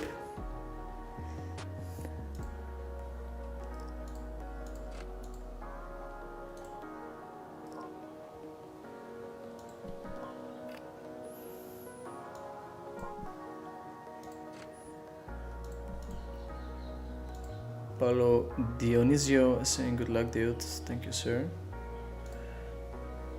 Feels like Twitch is very active almost as many people tuning in from Twitch as there are tuning in from, what can we call here? God. No. As there are on YouTube. And it's pretty low. It's pretty low today on both platforms. I think we can fold his hand.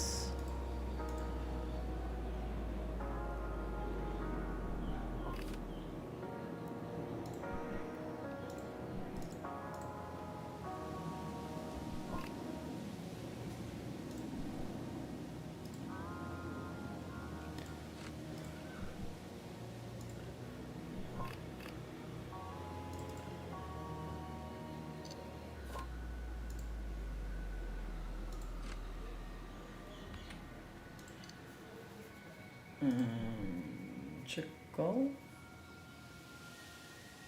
Could potentially bet the king small. Somebody would have to call with king jack. Bet from this guy. We're gonna call. It's not a print, but I think we just always call there.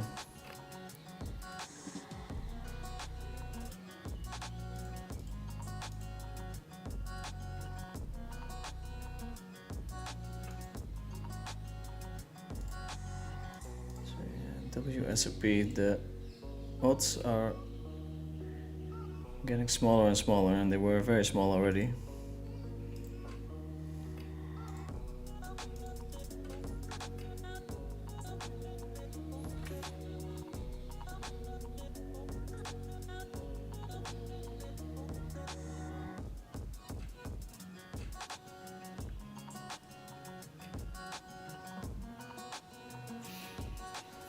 The king.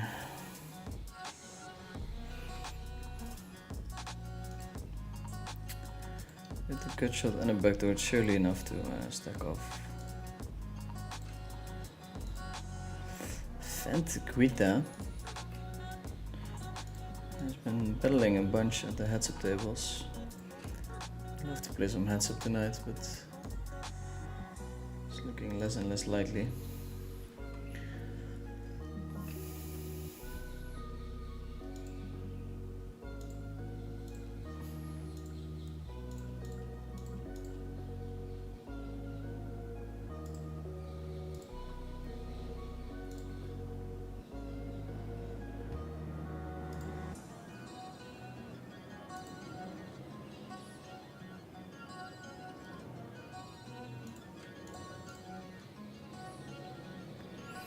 Luck in poker and in the World Cup. Yeah, I guess the match is starting in under an hour. I'm not sure how excited I am, to be honest. Our squad is like okay-ish. I think we're 4% to win on Polymarket, something along those lines.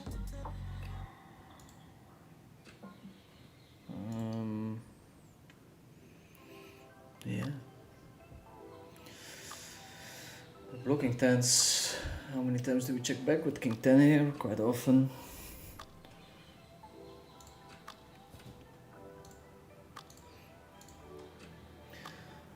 Had my cat nap this afternoon.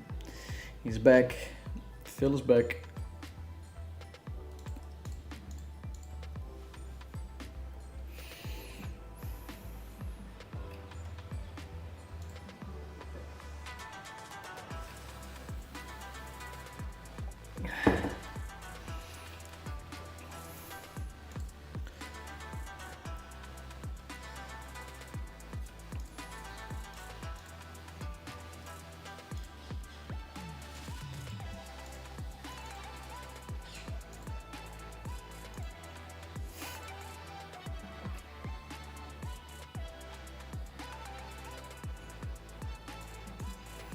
We're gonna check.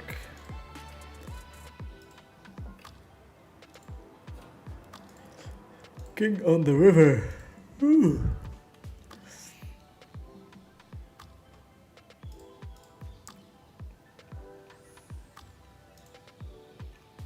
after this it's done with the unhealthy habits for 2 days, and then new friends come in, so came on the river. I feel not super happy about this call, but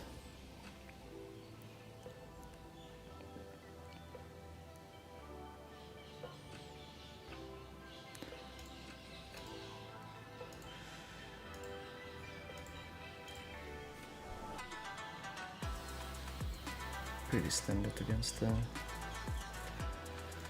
creative guys like Bavy.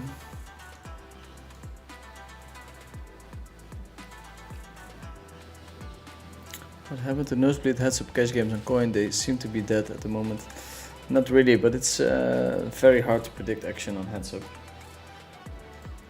Just sometimes a couple of guys show up in a day, and then sometimes nobody shows up. It's the only downside about heads up. You're oftentimes just waiting behind your computer. But then again, it's the most beautiful form of poker, so oftentimes it's worth the wait. But so we check down the full house to the river. We do have a customer here. 4max. Jesus, my zooms are off.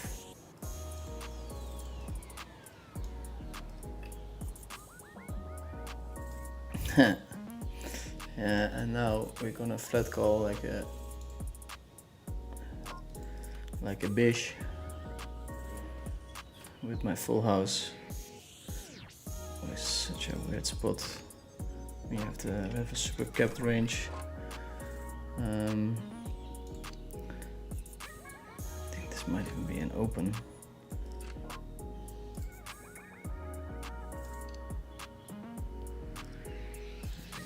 Lead, here I'm gonna fold. So we have some 4max 4-card action. Cash games. I do prefer cash games over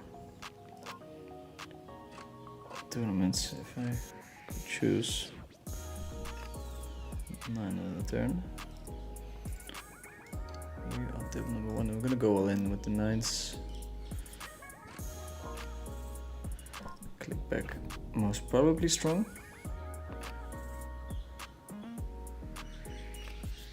And we lose.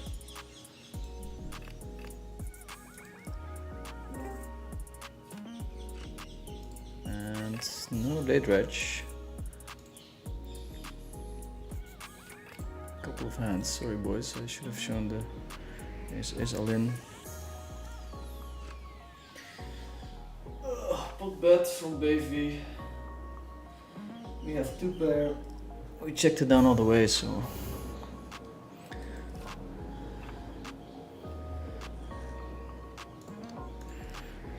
we call, and slowly but surely we are picking up some chips.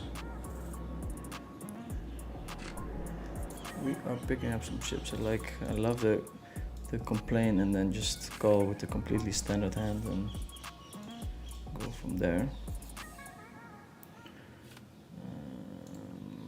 What to do against this guy? I think we just bet again. So here we're digging a big fat hole against someone who does not like to fold. Which is a reason for not bluffing them, but then on the other hand, he's gonna arrive at the river with a lot of jacks, queens, whatever, that he kind of has to fold. 4 is gonna be a very easy call, of course.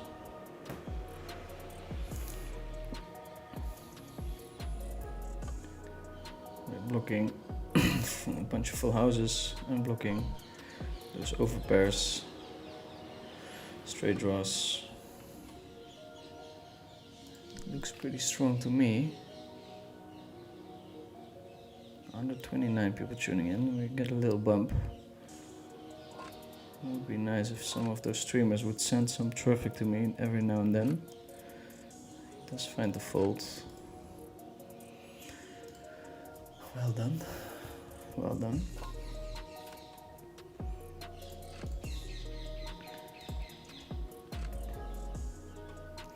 I got up at 6 AM to watch Australia beat Turkey. Was a good start, Dr. Ham. Congratulations, sir. Well done. I was thinking about watching UFC tonight live. Such a big card. It's the first time I'm excited in a long time about a UFC event. But then I remembered how tired I am and how terrible the times are for Eurozone.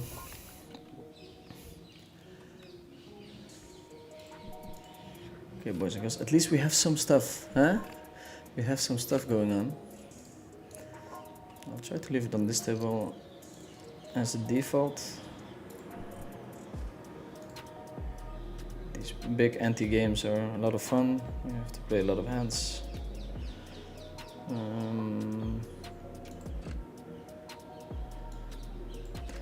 With no backup. Into the muck.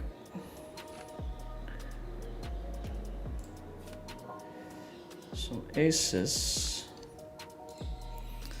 Oh, what to do? I have no idea.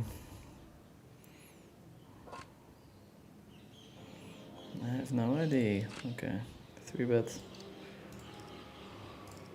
Quick call. Quick call and a terrible flop for someone who has a quick call.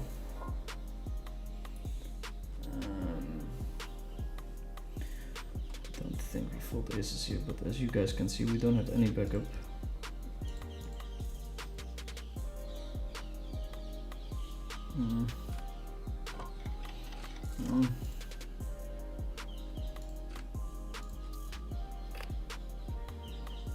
I guess on average we're gonna have enough equity to call here.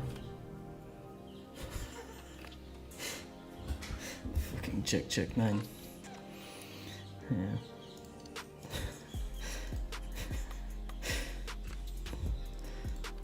Stand by the fact that I think we have to call there, but it's awfully close.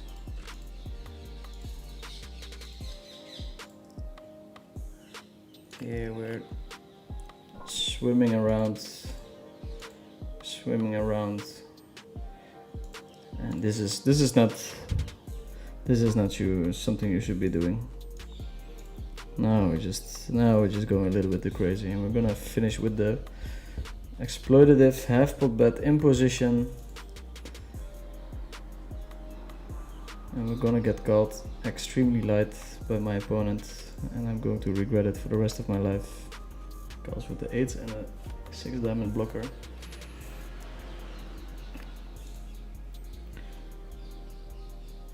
It's not too crazy. There's some method to the madness, but I think in actuality against a guy like this we should not be going so polar in position.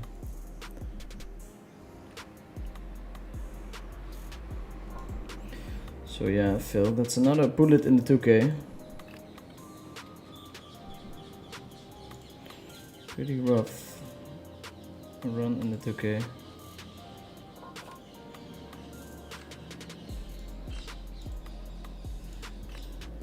Did you play tonight at GG Poker? We did not play on GG. Those tournaments take a bit too long, and I plan on watching part of the Netherlands versus Japan match. King, Queen, Queen 6, it's kind of a nice hand to check raise on the flop.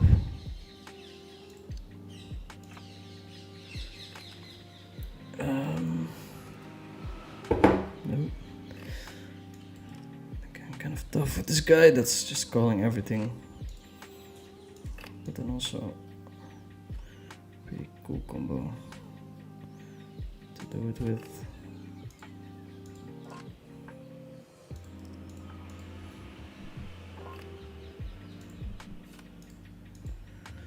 Pretty cool combo to do it with.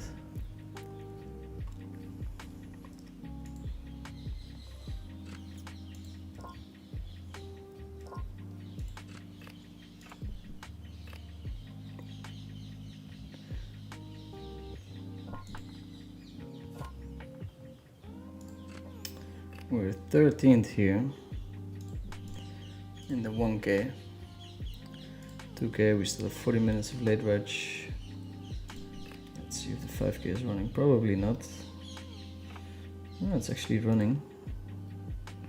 Surprising. Yolov is in there. That might be the reason.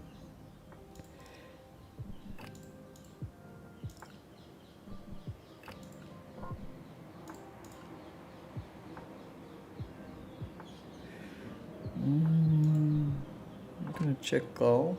3 pair. Yolov still has air.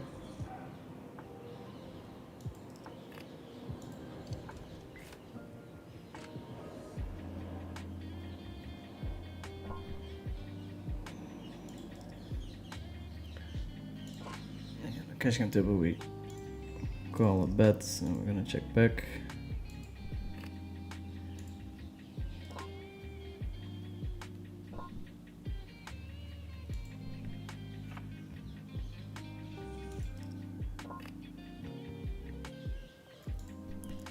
Back to the 2K where we missed the Jack 5-6.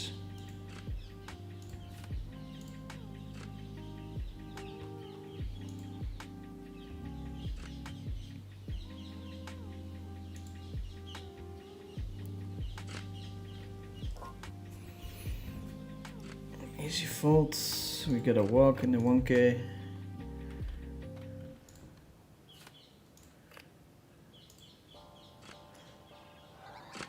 Fanny, what is the biggest upswing, downswing you have gone on in your career? Well, it's very funny. The biggest upswing was 2024, winning 2.7, and then in 2025, depends a bit on what you include in my upswing or downswing. Like, if you exclude buying action, it was probably not too bad. Maybe like down somewhere between 1 and 1.5. But then if you include buying action, it was like down 3.5 million, 4 maybe. So yeah, that was kind of rough. It's also kind of logical as the risks that I take are constantly increasing, as is my bankroll. So I think in that sense it's kind of to be expected when you take more risks. Yeah, we're just gonna quarter for range or something. Get another call. Can we squeeze up even more? Maybe. I mean, ace 8 and ace jack to become serious possibilities. He's limping the button, so even deuces are on the table. Get raise, which is like pretty strong. I think we're just gonna fold his hand. Kinda tough to have a float that you bluff with unless it's a weak ace. You need a lot of creativity for a balanced bluffing range there. So yeah, 2024 to 2025 was kinda crazy. This year I'm break even now, and I lost a lot at the start of the year, so that's kinda cool. Running under pretty heavily and then running well with pieces.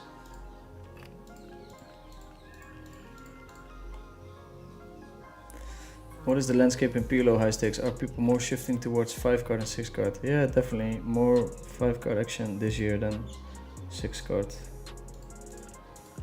Don't know exactly when. I mean, the lobby is kind of established when it comes to 4 cards. I think people enjoy the unknown a little bit in terms of 5 cards. A lot of players still figuring out the game as they go,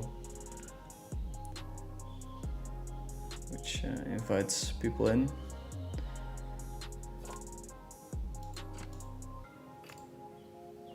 And this is the 1K.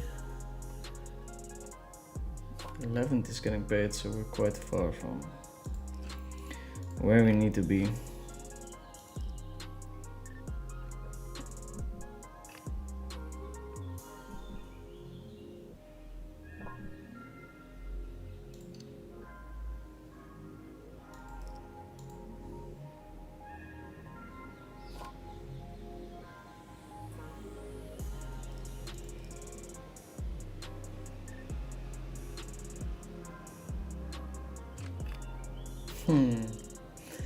So here we limped 6633, and it gives us a kind of a nice betting hand. We do face the lead. Not too sure what to make of it. We're going to raise small.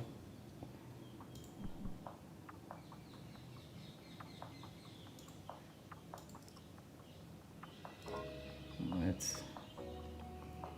fuck ourselves a bit up with that.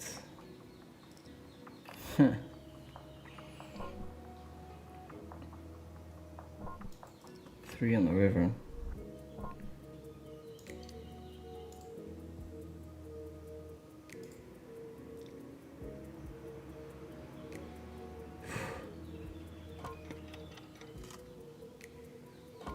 Boy, it's sure that my opponent is an ace. Yeah. Terror check on the river. I don't know, man. Half pot check. Should be close.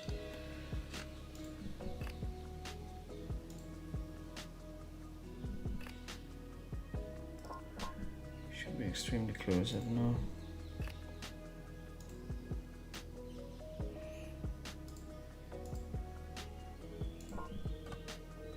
With the queen here. No hearts, so kind of problematic if you face a bet.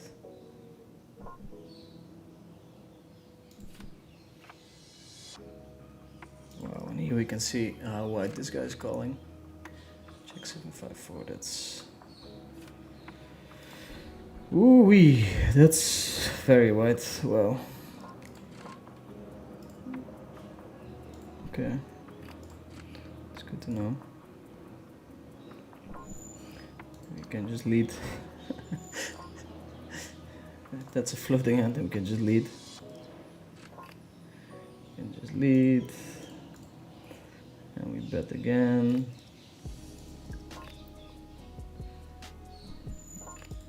And now we have to know very passive with value. So we're gonna do the betting for him. Quick call. I have to imagine that that's queen 10.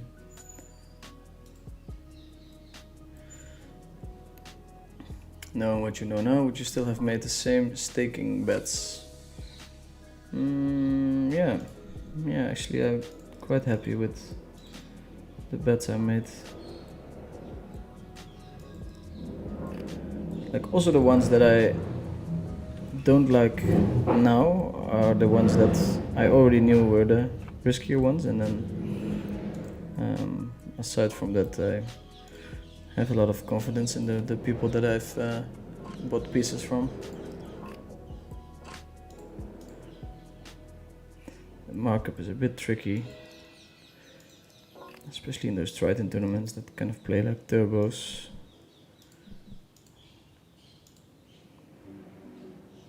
Almost 100% sure that I did not buy any action that was losing, and if it was losing, then there would be like other like upsides attached to it.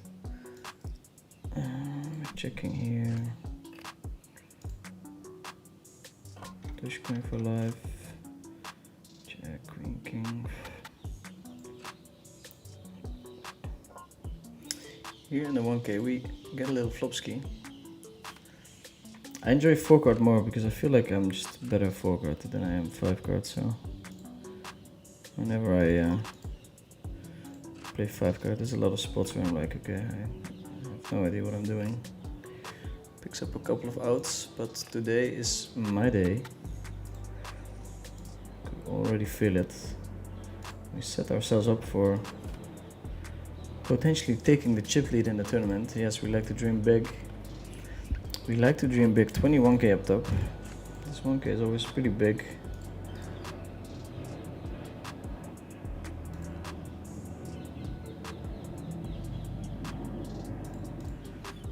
Always pretty big. The 4 max table is not running anymore. Jazz wasn't a fan of my quads lead.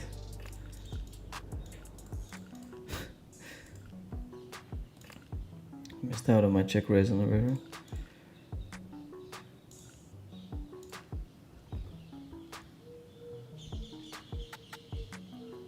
Looked like a mandatory bet on the 6 river, but you know better.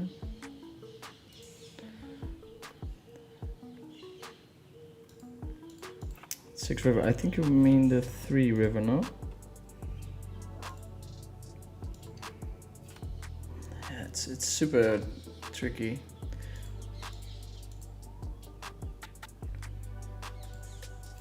Probably just a half pot bet, and in reality would fold against the jam. Something along those lines. Sean is probably laughing his ass off, seeing that I put money in the pot while being behind. Stop betting when I'm ahead. It's kind of close though, like a couple of bets went in already. He can credibly wrap the full house as well.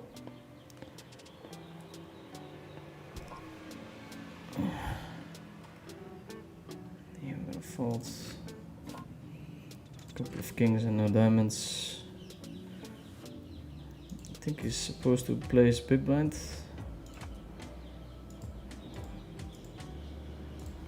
Good old Grim for the stream.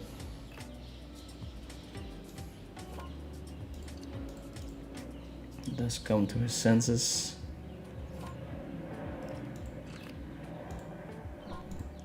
We flop top and bottom.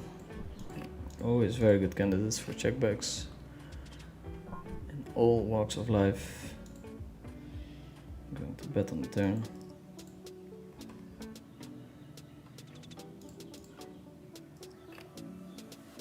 And we are going to bet on the river. Flush comes in, so I have a hard time seeing him call with anything weaker than a flush. I mean, a queen is kind of a nice candidate to call with.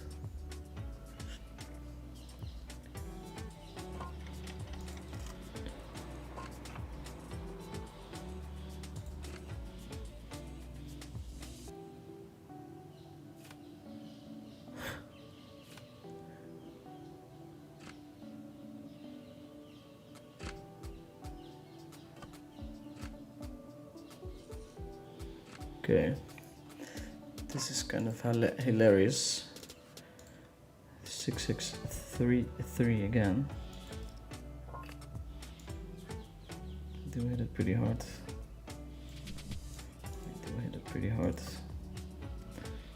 Stack depths, there's a lot of leading. Pot bet from my boy Baby. I don't think he has pot bet folds.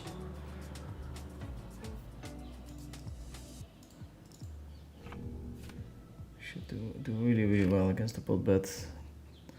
90%, and we take it down.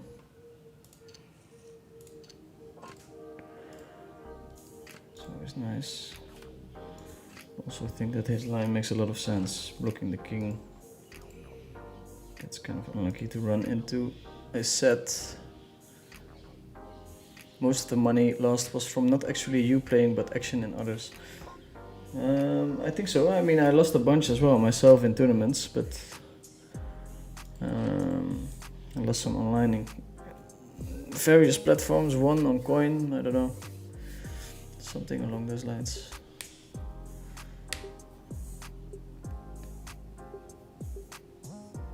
Could be more like 1.5 or, I mean, considering that I should win let's say at least $1 million a year. Losing 1.5 is kind of impressive. But then again, if you factor in that a lot of the buy-ins were 100Ks, it's not impressive at all. So yeah, depends a bit on how you view things. 6, 7, 7 jack, close. But yeah, more money lost buying action than my own action. I'm ballparking though, so take that with a grain of salt.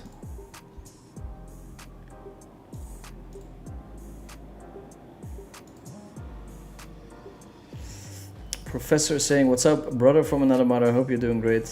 I'm doing quite well. I had a terrible week in terms of health and sleep and alcohol and not working out, but we're here. We are here. So we have the 2K and the 1K. I'm going quite steady actually in the 1K. I always struggle getting my chips. Okay, couple of buy-ins.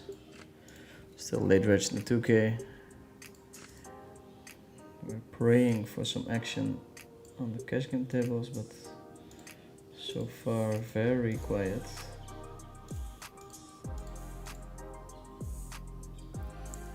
Which team do you support mostly after the Netherlands? Obviously, if Portugal wins, will Ronaldo be on the GOAT level as Leo? Of course. I think whether Ronaldo wins it or not, he's not gonna be the GOAT. But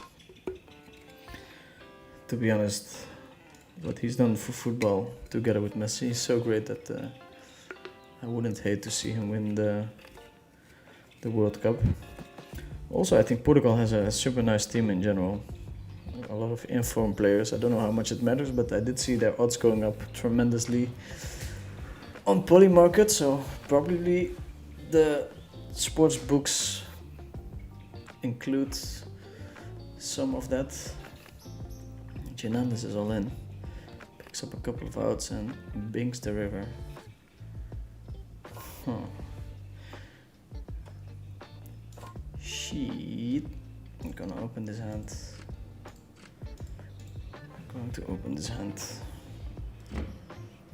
Call on the button. If you know your ranges really well, then I would know what he's calling there, but I don't. I think we have a very natural check here. We really do not want to bet. Full our hand. Also checking and facing a small bet. It's already not great.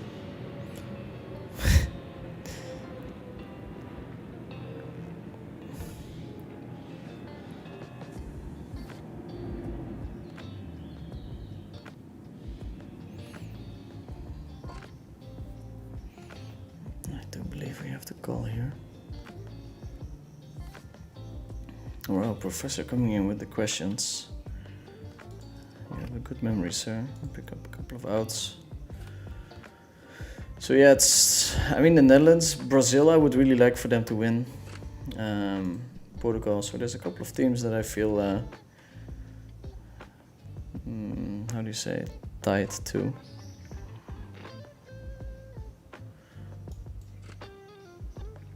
How was your family trip to Japan? What was the most memorable for you there? I mean, just mostly the fact that I could take my family to a destination that I have enjoyed a lot when I was there for the first time. That's pretty special.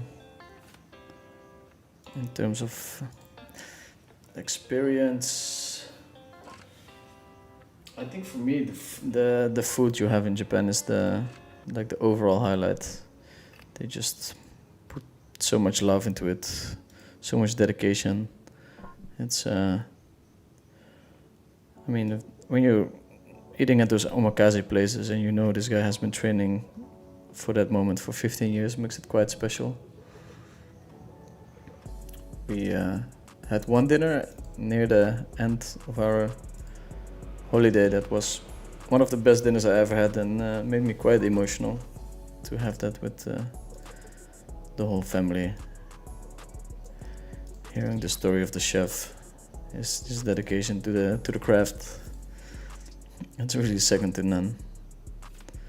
I think it comes with a lot of sacrifice as well, like mental sacrifice, that kind of stuff. But baby is trying to say something, but he can't. One table buys me, I want to study.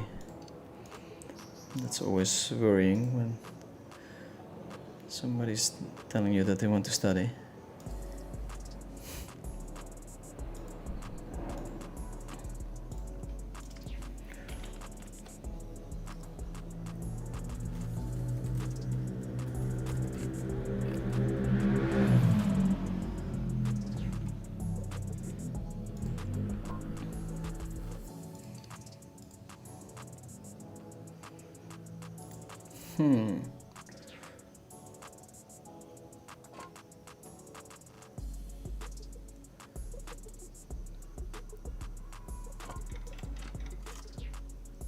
Here we have interesting spots where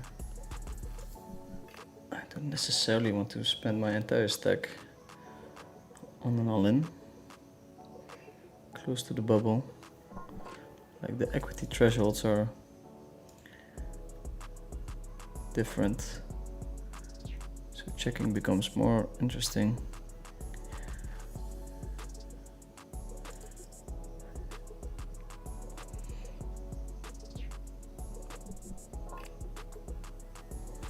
Delayed c-betting on the ace. We don't mind to make it big because we don't mind taking this pot down here and now. Another ace on the river, wow.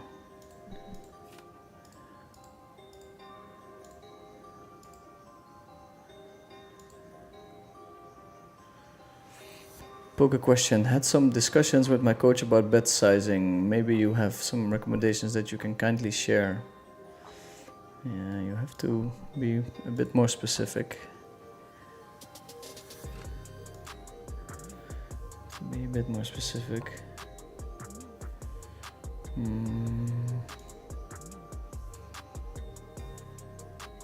Fold this one. First prize 21k and a 2k as well. It's not too bad.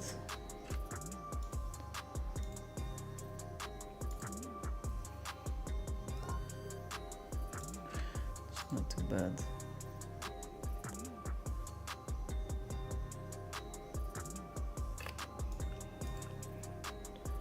Just imagine some 5-card heads-up action. How nice that would be.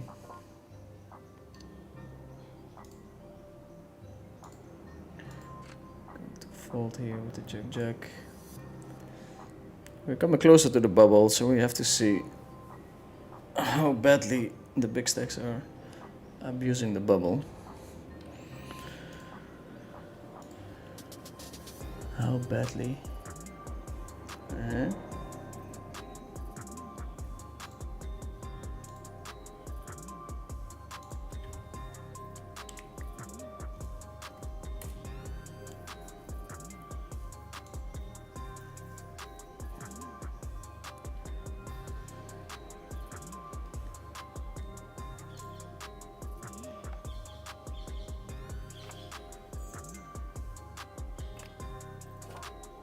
Big all in. Jeppa takes it down. Jeppa walking. I'm pretty sure it's the dance group. And, he doesn't take the seat. Or maybe he got one at the other table. It's probably nice to wait. This is a terrible table. I feel the same way every time I have been to McDonald's. For any mental sacrifice to eat there makes me cry how bad it is.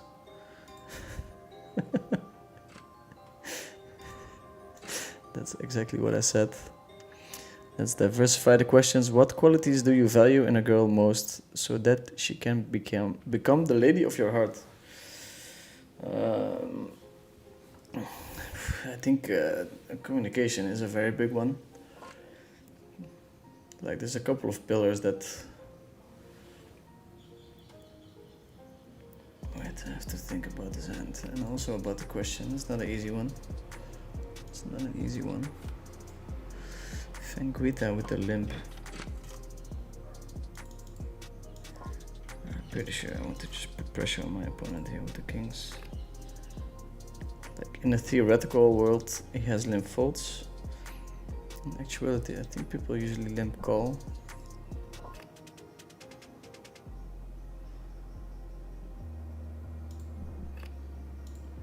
Yeah, we just do a bunch of betting.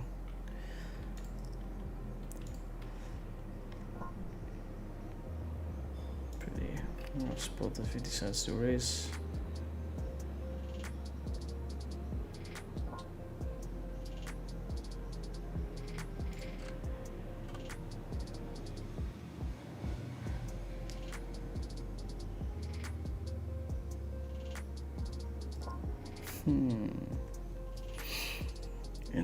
Interesting.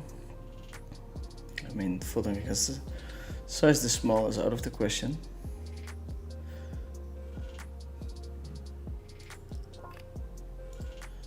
That would be a pretty big mistake. Here on the turn, I think we could justify folding against the shove.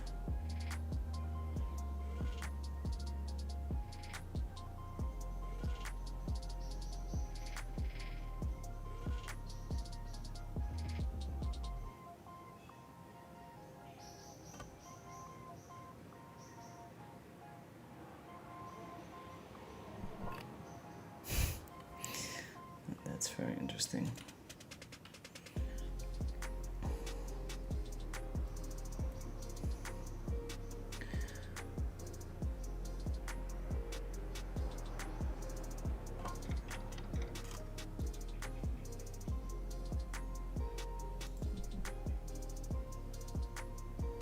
Betting small, checking both options.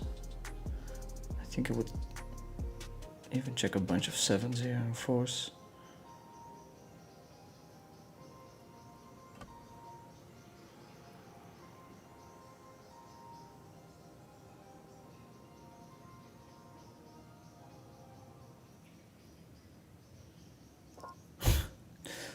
The super time bank all in.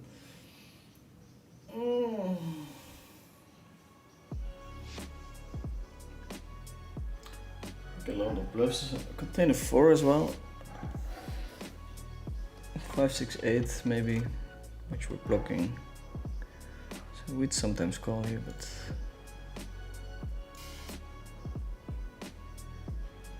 can consider folding this one, I think.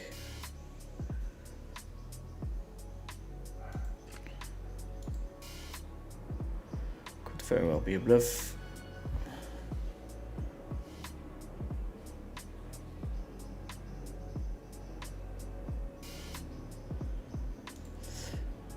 So yeah, I mean the core qualities I think for me are intelligence, trustworthiness, being able to communicate your emotions. Those are the core values, and then on top of that, of course, you have attraction. I mean, they say opposites attract, but I think it's way easier or nicer to have someone that thinks in a similar sense, which is funny because me and my girlfriend definitely have a lot of different views on life, politics, that kind of stuff, which can be nice because you can learn from each other, but can also be the source of a lot of friction. Wow. 4-card heads-up action. Dilio Mamet. Okay. So I guess those are the most important qualities. Fent Guita. Oh, I really wonder what he had.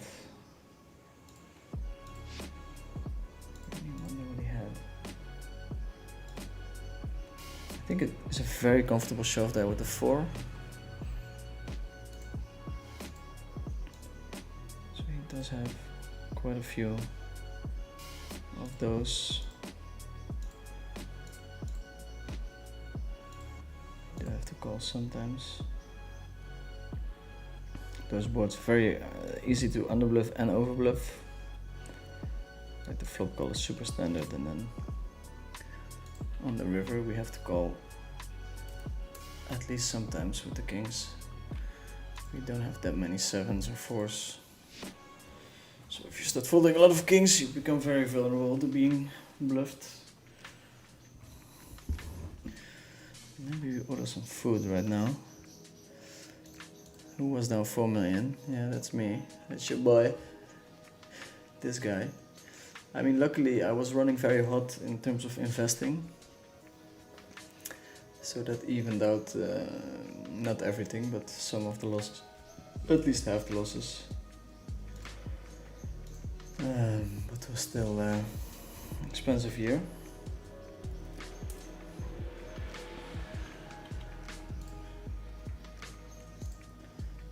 I'll be the last person to say that I run bad in life, but I have had a couple of big challenges in my poker career for sure. And what doesn't kill you makes you stronger. Let's see, I think the Netherlands is starting now. Would be nice if I have a little window with the game. Does anybody know how that works when I stream and commentate the football game? I wonder.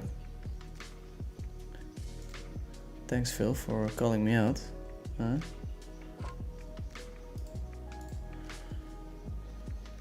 Can't hide. Can't hide with Phil in the chat. Phil's still getting paid, but he knows better than anyone. Another year like that, it's all gonna be over.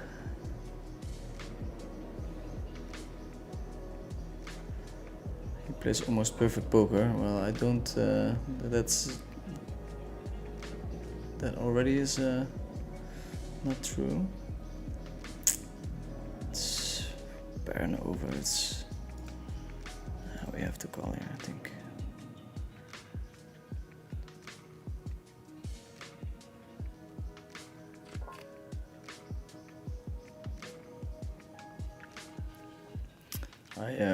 I do a lot of things, but playing close to perfect poker is definitely not one of them. But yeah, I play winning poker, that's for sure. So losing that kind of amount it's impressive. It's impressive for sure. So now we messed up very hard, and we have to call the queens here on the turn, ace on the river. Janandas definitely won't support the idea of Ronaldo as the GOAT, according to his avatar on Coin. No, he's supporting Messi. He is supporting Messi. Euro does have a lot of check hands that limp. I mean, both flop and turn call are sort of marginal.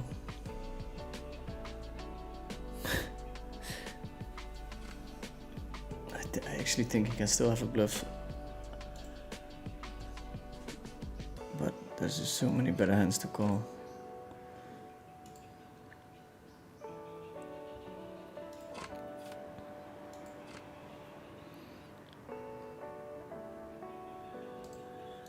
Yeah, but it's depressing that nothing is enough these days.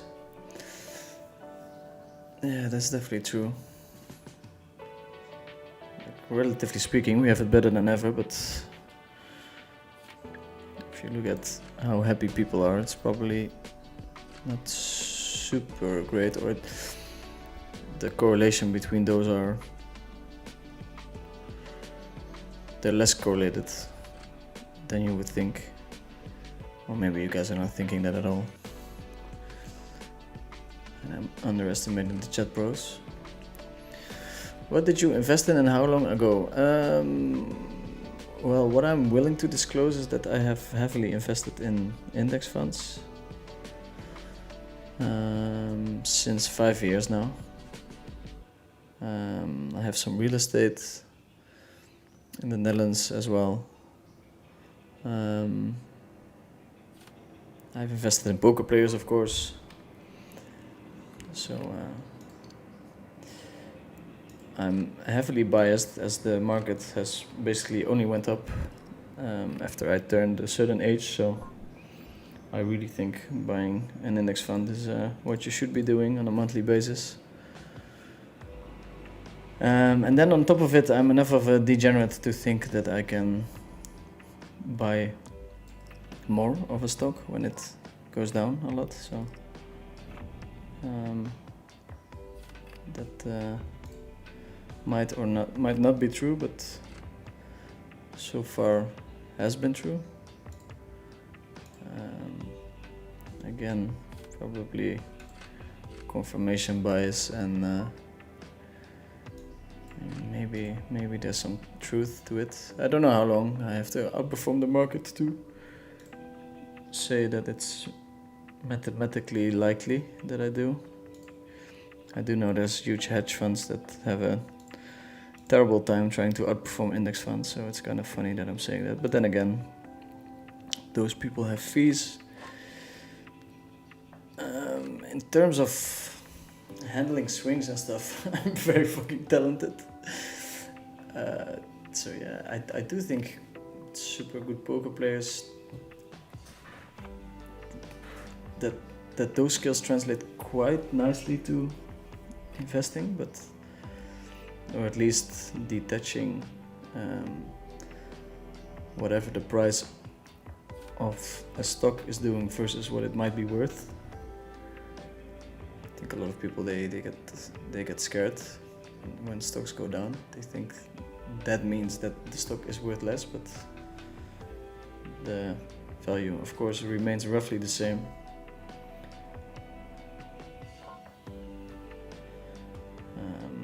But yeah, it's up to you to see if it's priced too high or too low. Well, surely I'm not good enough to do that with single stocks, but then when you buy an index fund, you take away that problem.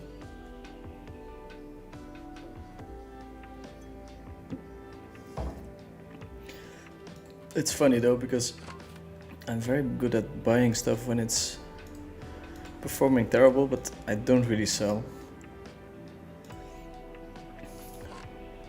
Which, I mean, in a way is a little bit weird. They sometimes say you're kind of buying your stocks every day. And if that were to be the case, I wouldn't be buying tech stocks at today's price. And still I'm holding on to them.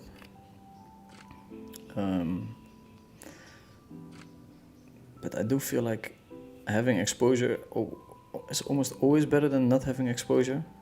Like clearly, historically, it's very obvious that holding stocks is better than not holding stocks. So I do feel like positioning yourself or outside of the market is a bit of a big statement. And then the next step in degeneracy is, of course, shorting the market.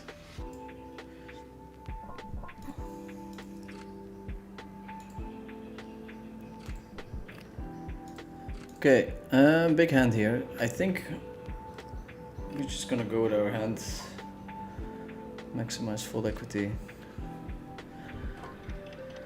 My opponent could have tats. Of course, deuces are kind of ruled out.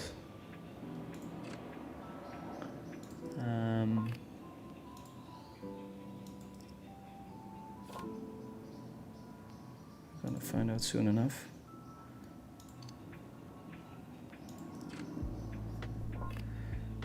And he's in a pretty rough position when he has an overpair and a flush draw.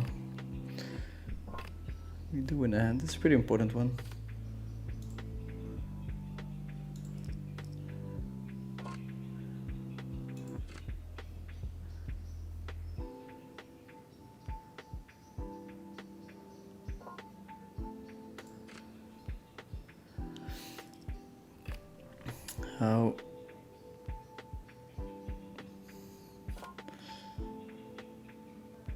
How do you think what aspects of our game strategy influence our win rate most in the long run? I mean, probably just like working hard on your game, showing up, showing up day after day, just studying hard, working hard, think those are most important qualities. Like surely their talent is important, but I think hard work beats talent almost always.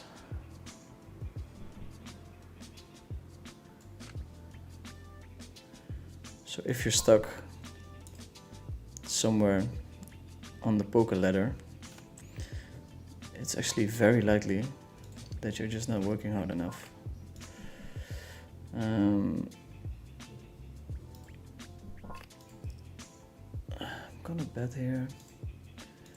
Doing a bit of a bad job with the zooming as somebody joined me heads up.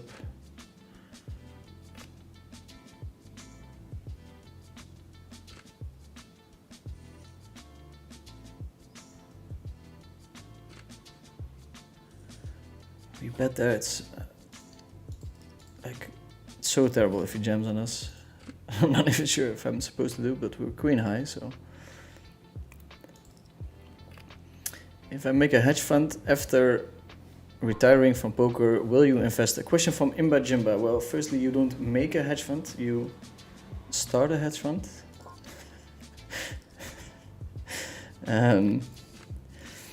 Listen, if you have an insane track record and you put your heart to it, I can see that you're beating the market. I would probably not do it because I'll just do it myself without the fees. But yeah, no, I have thought about starting a fund. It wouldn't be a hedge fund, just a fund that controls money and invests for other people. I would definitely change the game by not charging such insane fees as a lot of funds do. The 220 being industry standard, like, drives me fucking nuts. I think it's insane and one of the biggest scams of our time.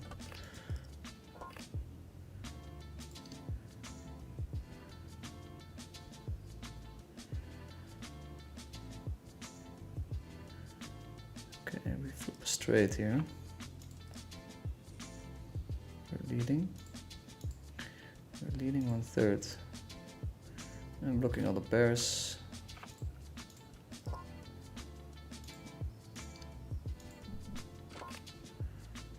Okay, straight fold.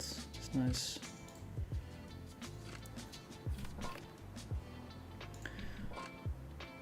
So yeah, in that sense, the fund would already better than 90% of the funds.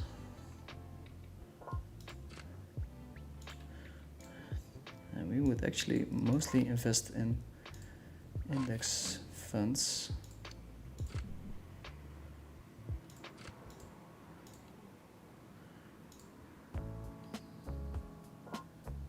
But yeah, it would take so much time. Probably just end up investing my own money and taking it a bit more easy.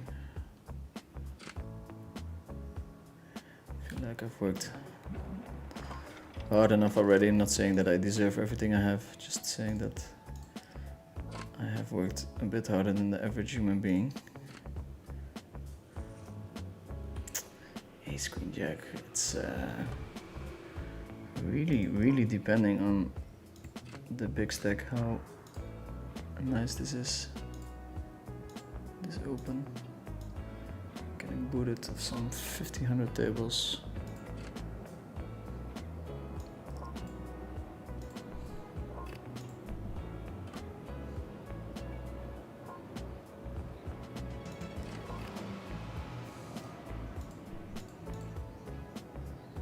Successful open. We're getting close to the money. Close to the money. Shepherd Kent booting me off the tables.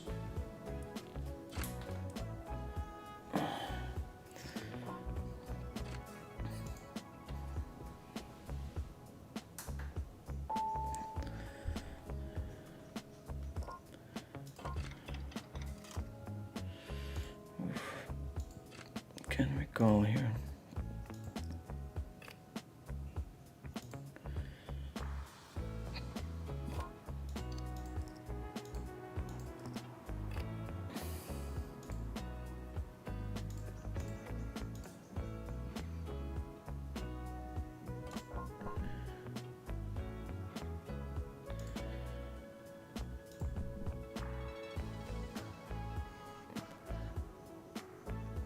It's definitely possible to beat index funds. Swedish guy Christian Kulomagi went from 5k to 100 million while streaming everything on Twitch.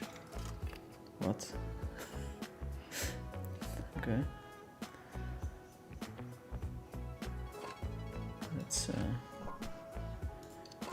That's pretty outrageous. I mean, the easiest way to beat a hedge fund or index fund is to put all the money into an index fund and then take 1.25 leverage and just invest in real estate or whatever, or just go 1.25 leverage and invest in index funds. It should be a relatively easy way to beat an index fund.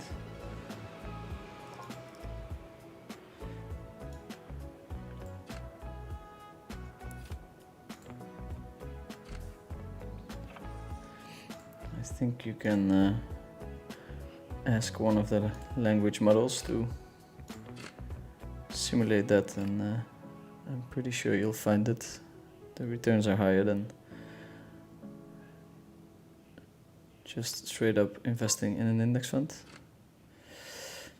Open from the chip leader, call from the guy in the small blind. We're just gonna fold here.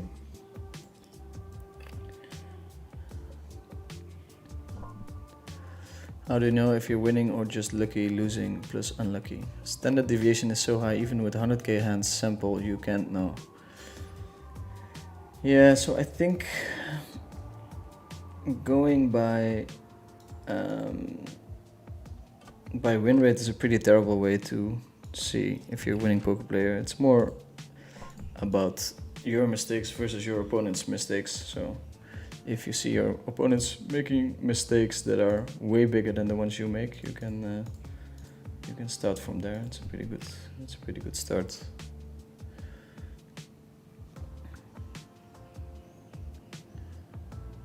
Should red lines be break-even positive in most play pools? They should not be. Maybe Martin can explain. He did explain to me once why 4max and 6max they tend to go down.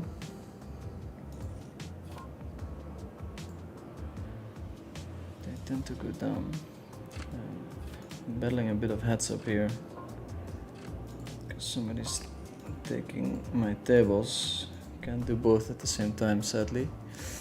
I've always wondered if Gucci and Barry Sweet battle each other. Can you tell about that if you have some info? So yes, they have battled against each other. I think Gucci has beaten Barry quite handsomely, and at the moment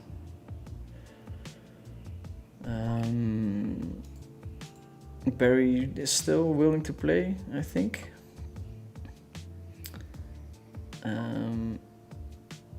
But Gucci is pretty happy with how things went and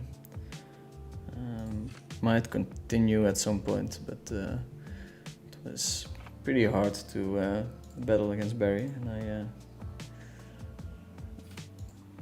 I think that's very logical. How would you rate the possibility that you'll go on a podcast Mechanics of Poker before the end of this year? I went on Mechanics of Podcast and it should come out, I think, next week or something. Pretty excited about it. It was pretty nice to talk with them. They do very good research, and of course I had a bad experience with Joey where he never put out the podcast that we taped. So it would be nice to actually have one out. I really wonder how people are gonna like it and if they're gonna like it at all. But, God, I'd love to bluff here, but out of position works a bit different than in position bluffing.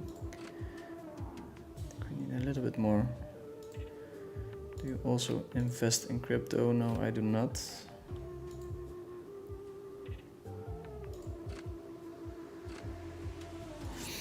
We do have the ace queen queen here.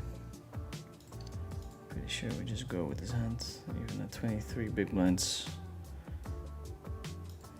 very far from the payouts.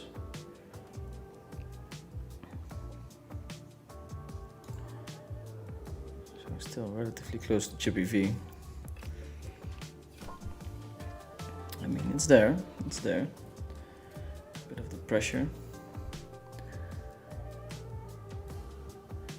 We're still on the bubble. Oh boy, will we make it or not? Yeah, so yeah, we can.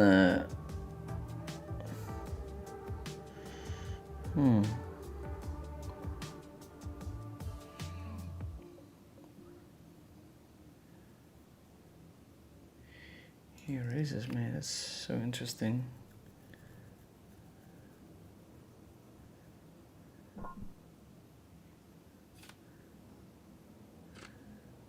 So interesting.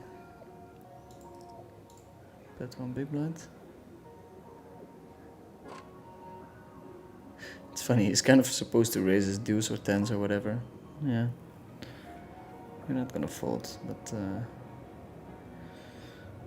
yeah, we had to find someone who bluffs this line.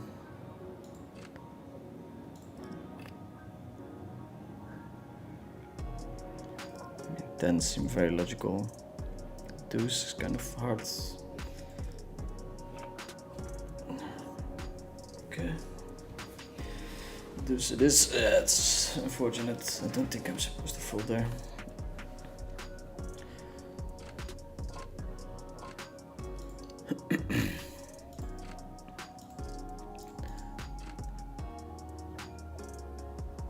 What is your poker story? How did you start? And was there someone that coached you, staked you, etc. through the way? Well, actually, all of that I discuss in the podcast that I taped with the boys. So I'll leave it for the podcast. We're all in, boys and girls. 48%. It's not bad. 17%. It's a bit worse. 12.5%. And we finish with 3 pairs, so we win the... we don't win. Okay. It's time for the one table view.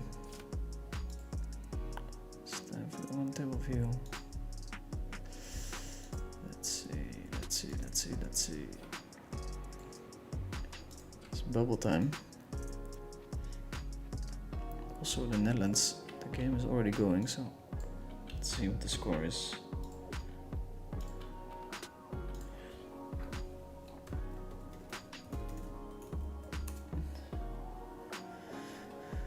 Zero, 22nd minute.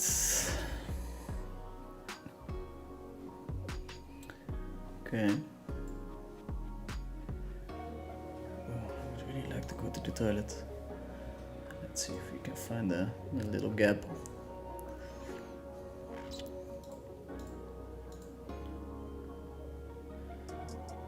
Yeah, to reiterate, I said 1.25, not 1.75.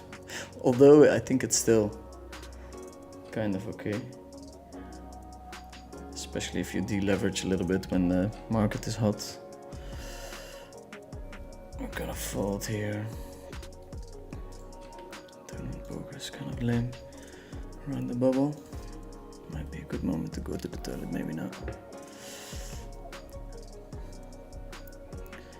What do you think about the changes on coin poker? I mean, the lack of transparency around rake and VIP games. I think they've done a bad job in terms of transparency. They should have just communicated it way better. I also think they're like finding out stuff as they go,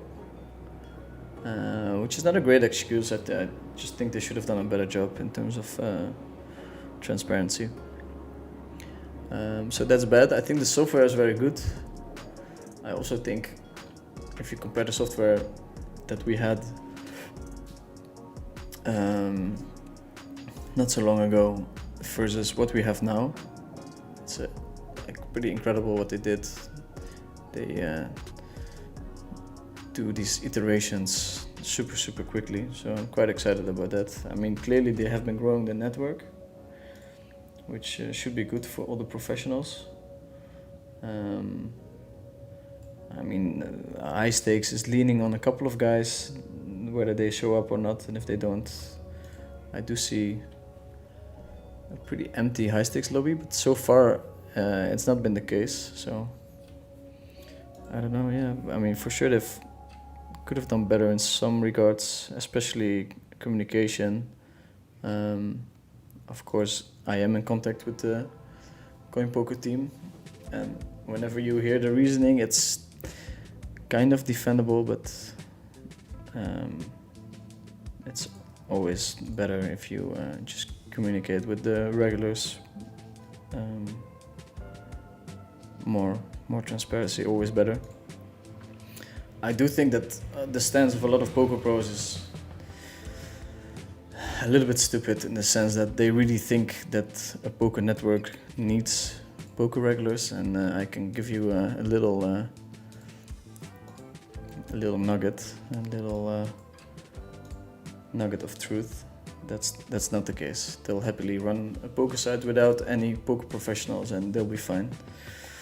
Also, high stakes is super bad for a poker network, so I think if they could, they would maybe not offer high stakes, but they've gone the route where they kind of try to defend being there for the pros, for the real heaven, blah blah blah.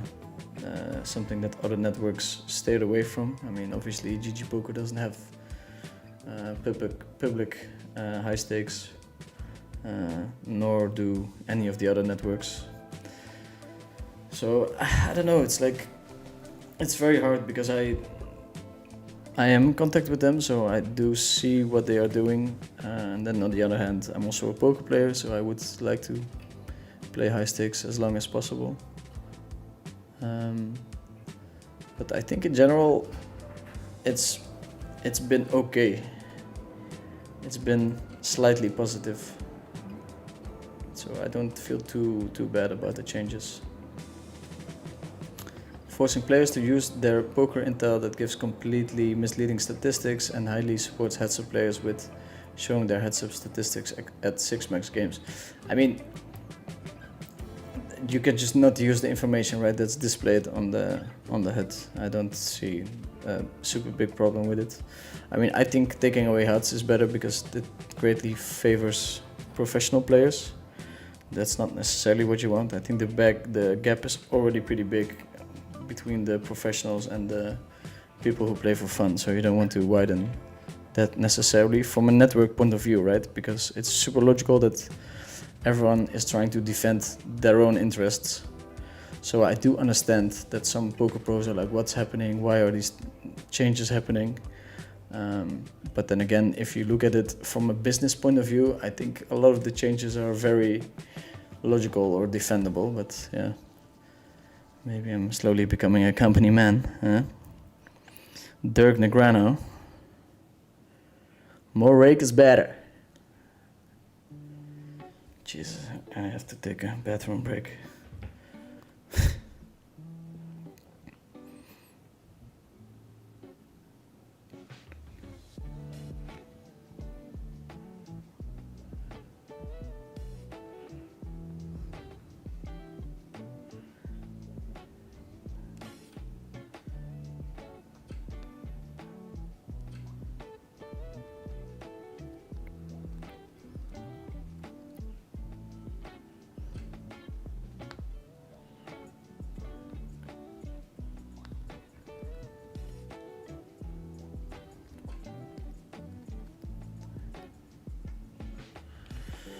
Okay, we have an open and we're going to fold this hand.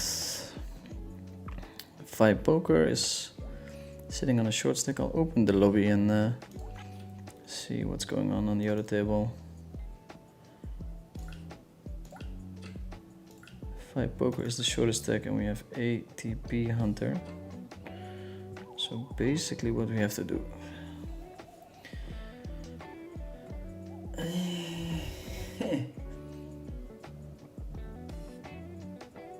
Oh fuck, I'm so bad at these spots. I clearly incentivized to call and bust 5 poker. This guy in the big blind is actually kind of incentivized to not burst the bubble, but he decides that he doesn't mind it too much. Check on the river. It's a double up. On the other table we have a big hand as well. It's super bad for me, of course, if we continue the bubble. Also, I do have to kind of stack that if somebody goes super out of line with opening hands, we can actually fight back a little bit. The other shorty wins a couple of blinds as well. We have someone sitting on 7.7. 7.7. Maybe we can change the title. 21k up top. 158 people tuning in. Could be any moment, and then I can still watch the match.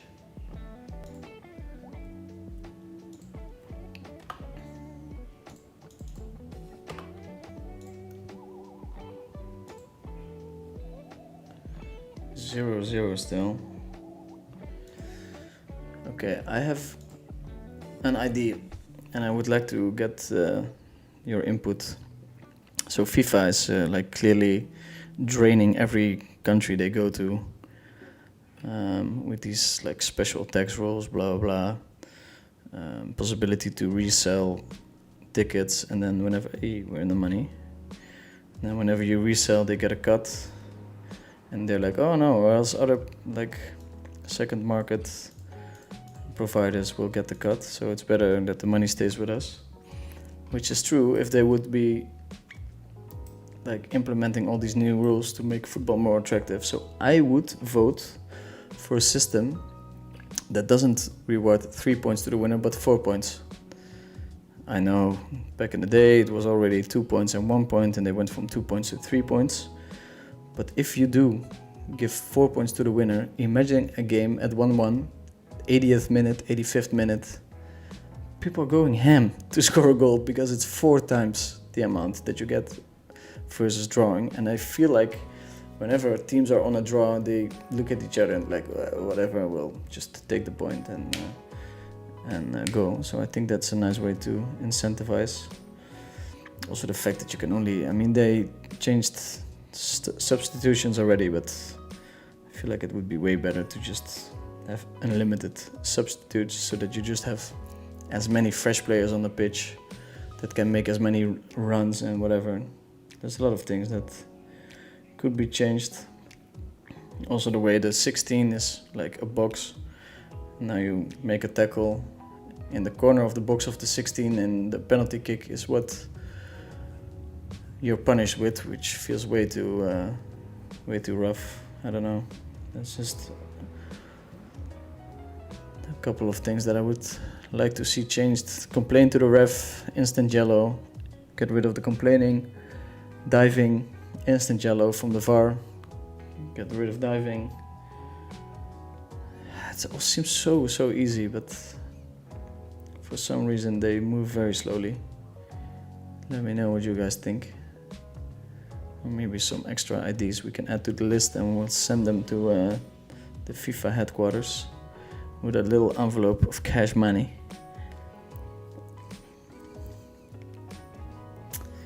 We have a big hand here. Ginandes is all in. Dog Wi-Fi cards. Dog Wi-Fi cards, not Wi-Fi. We're jumping up payouts very quickly. It's usually what happens when the bubble bursts. I don't know if Phil can do it, but maybe he can put the payouts somewhere here. Ginandes does take that pot down. So in an ideal MTT world, I max time bank my decisions and stuff. I think it's terrible for poker as well, so I'll try not to do that too much. So now we're going to the 9th place, which is 3.2k, and then the 7th gets 2.8, and then they start going up pretty quickly.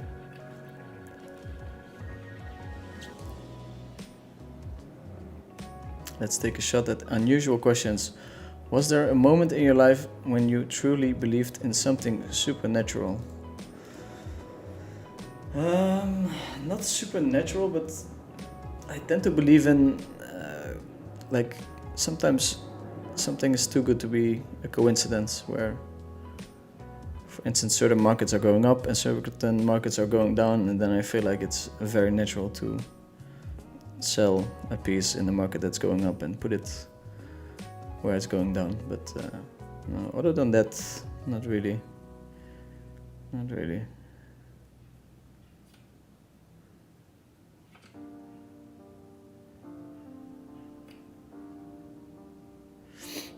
We have a playable hand. Just gonna call, and there's a couple of flops that we can still get away from. These hands are very important. Okay, pray with me, boys, or else it's the end of the stream. Oof. I'm gonna make it easy for us.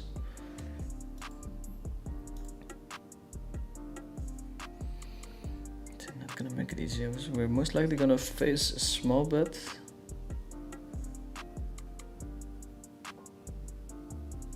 We have to call at least once.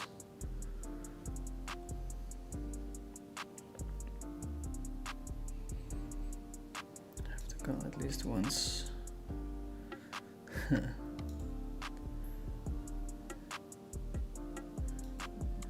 we're gonna check. I mean, clearly his opening range is super tight at this stack depth, together with the fact that we don't block any aces or kings or flush draw. It's not that much percent to win this hand.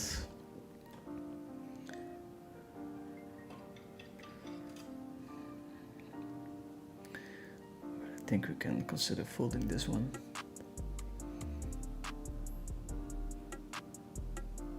Sad part is that if we call and he does have value, we're drawing to 10%.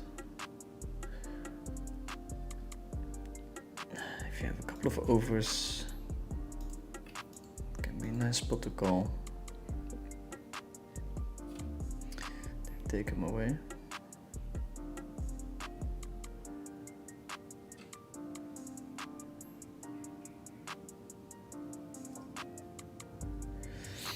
A limp. I think I can call here.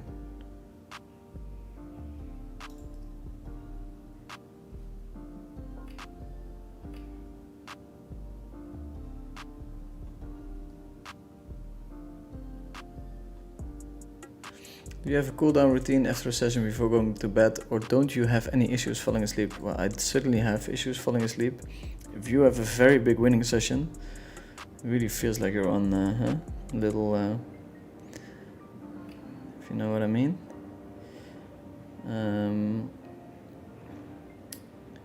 Yeah, I agree, but Jolov is using the built-in HUD and he is misled by the statistics, and he already stopped giving action to players because of their low VPIP that comes from being 6-max focused. The guy has to be smart enough to know that that's included, and not from truly being a nit in the 4-max games. I don't know, man. I'm pretty sure he's well aware of the limitations of the built-in HUD. Unlimited subs favors big rich countries too much, IMO. I do agree with you, but I was more like in a general sense talking about poker, but about football, but that's a nice reason not to do it. I mean, also the difference between teams is just way too big, right, when it comes to competitions, so they should have a model way more close to the NBA model, I think.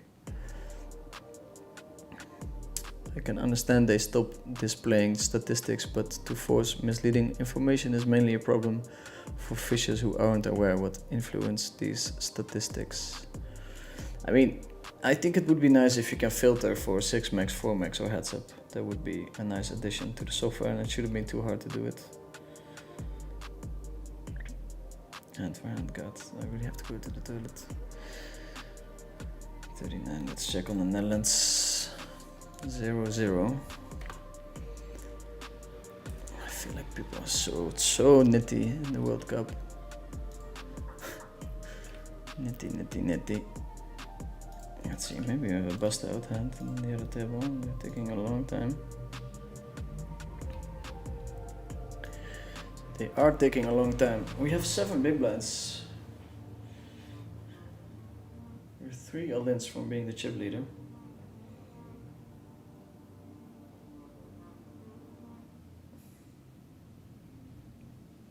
The person in the chip lead is a big fat yo-yo.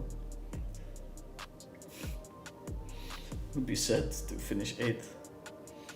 Pretty sure I bought in a couple of times into the 2K. What's the overall score, Phil?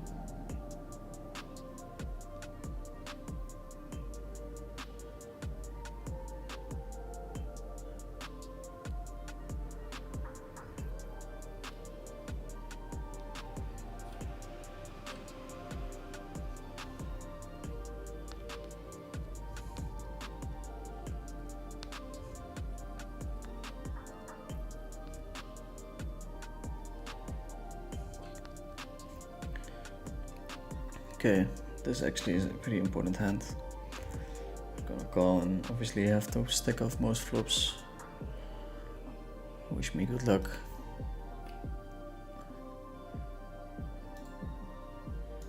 It's a decent one. That's a decent one, let's see. Oof, he has so much outs. Ooh, that's one of them. Come on.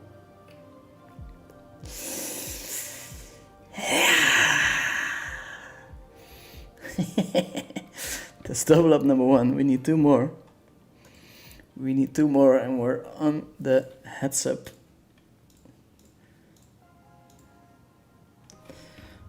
It's very nice. The stream stays alive.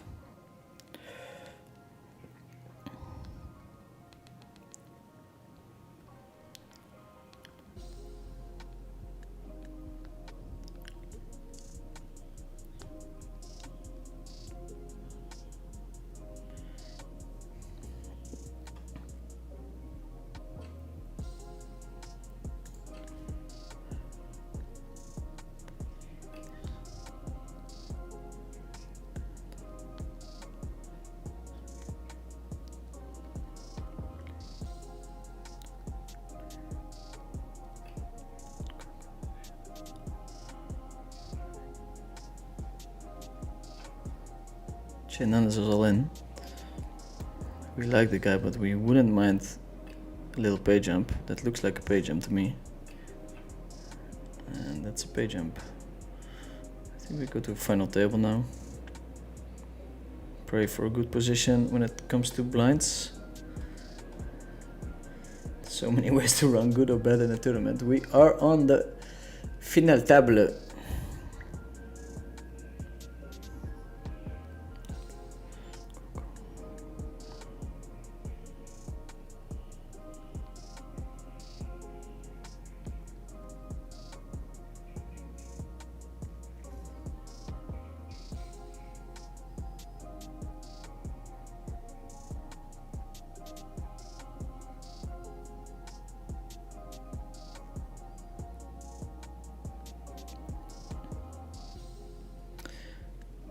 Final table resumes. Okay, go for a quick pee.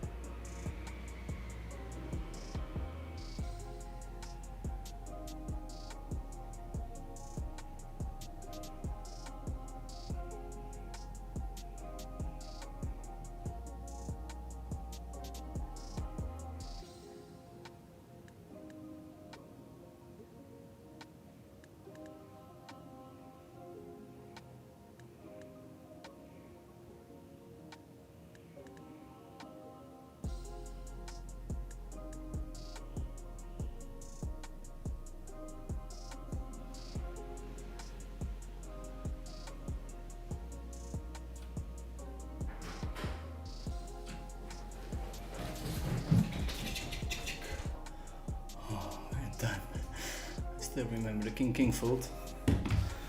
Fold.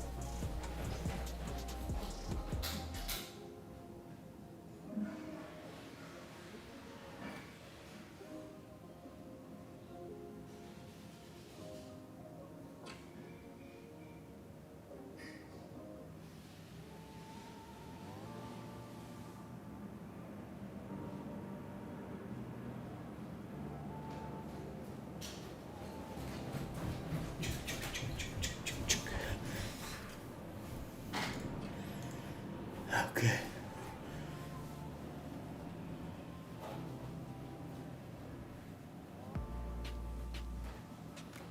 Now you guys are actually watching the game. I guess we are almost going on a break in terms of the game. Okay. I think I can put the shirt on again. It's getting a bit colder here.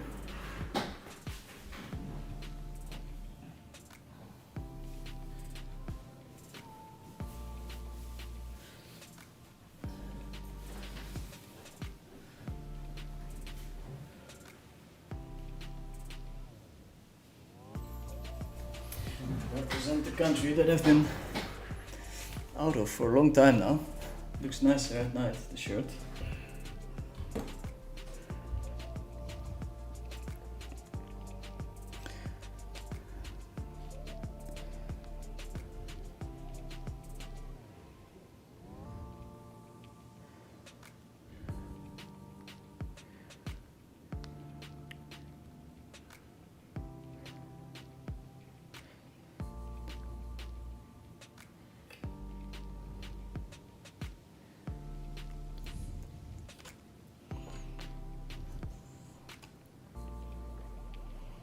Okay, we're gonna follow this one.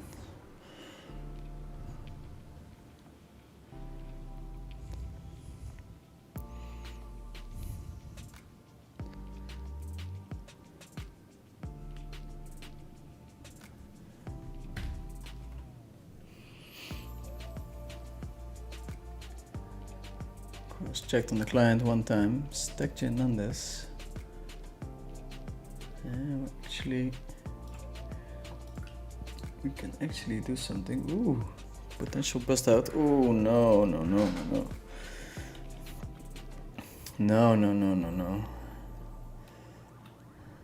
Life is not fair, but we do make a pay jump.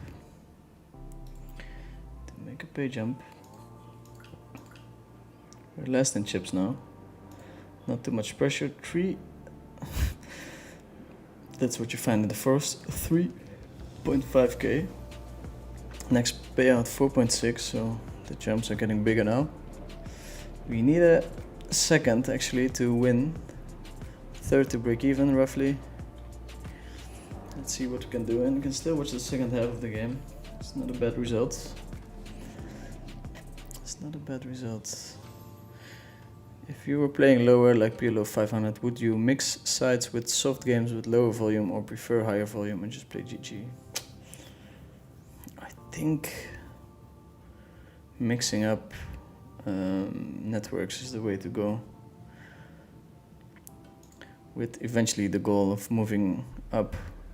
Because if you do beat 2.5 or below 500 quite heavily, I think the step to beat 510 or 1020 with decent game selection is not that hard. I think the real challenge presents itself at 2550. And even then, if I compare it to 4 or 5 years ago, I think it's easier to beat 2550 than it is back then.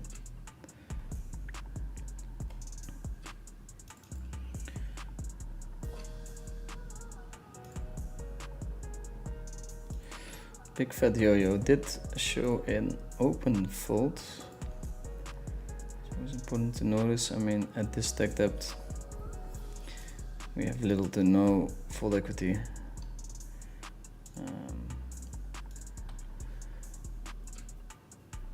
He seems pretty active And everyone's basically waiting for me to bust and then again get into the mix.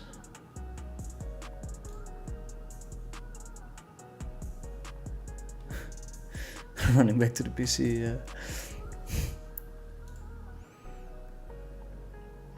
Open big fat yo-yo and a 3-bet. We're gonna find out now. Like, we're clearly hoping for a call and this kind of board. This is exactly what we want. I think we see an all in here like 70% of the time. Wow. That's good for us. It's not a pay jump. It's not a pay jump. It's also 9, 8, 7, 6. Seems a bit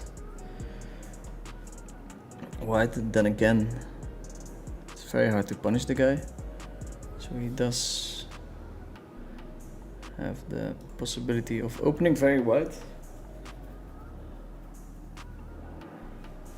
Like, we love an active chip leader, of course. We want people to bust.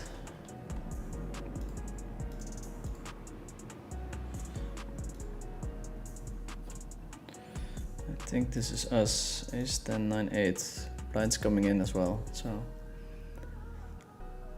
we really need to do something to survive.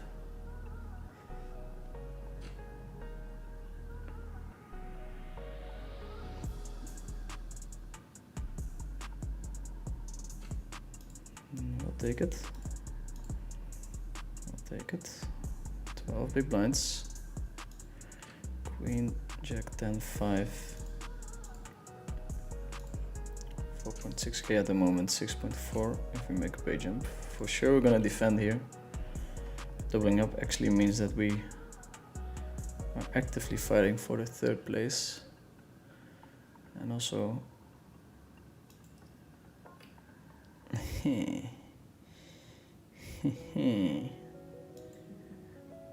check, I mean we could definitely just shove it in. Both is fine, I think. Let's see what he does. Check from our opponent. I would think that, I mean, it's a super slow play or it's air. And if it's air, then I think we just benefit greatly from checking almost always and slow playing this kind of hand.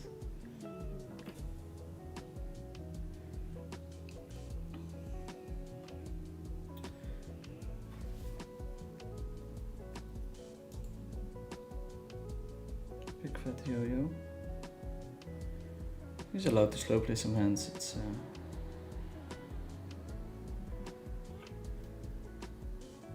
mostly going to be air. I mean air with some showdown apparently, or else he wouldn't check. He would bet. Super small bet would have been cool as well, but I'll happily take this. Now we actually do have a stack where we can generate folds. Hi Infinity, can you show your coin poker stats please? I'm not sure what stats you're talking about. Not sure what stats you're talking about. If you mean my win rates and stuff, it's not on this computer. Dogecoin for life comes in with the open. We don't mind to see it.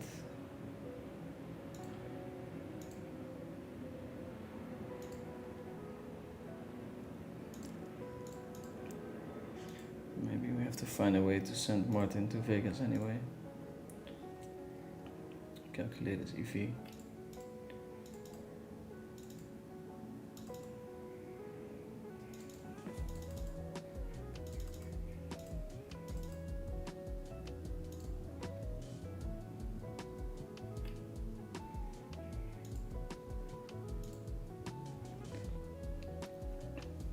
Calculate his EV and make him feel bad about himself. Wow, we actually have a spot where Dogecoin could be eliminated.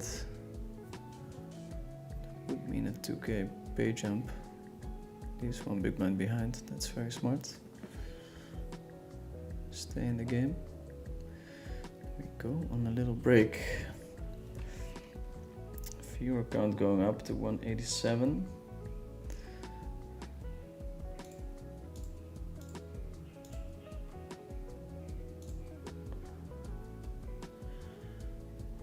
What to do with my break? I'll just stay here, I think. Let me grab a water.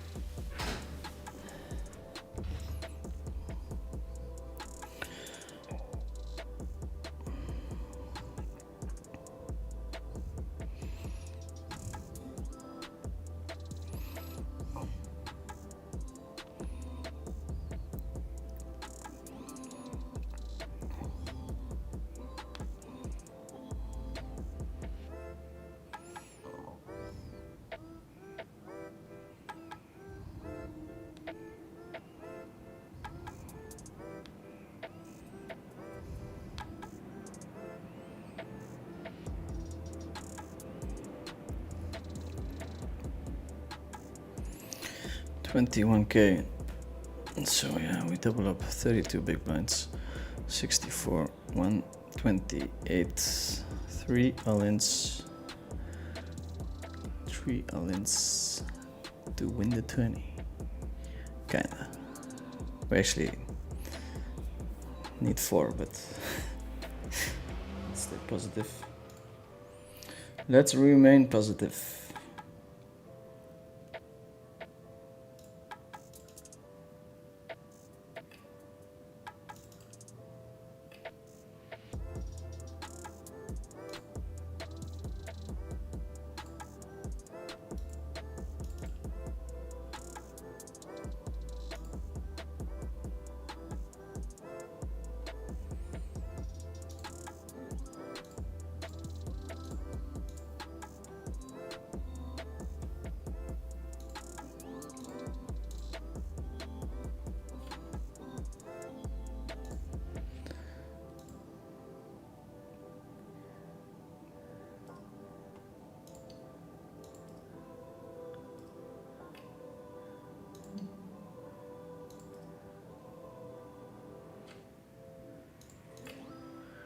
I'm grabbing a little table here. Cash action was extremely slow today.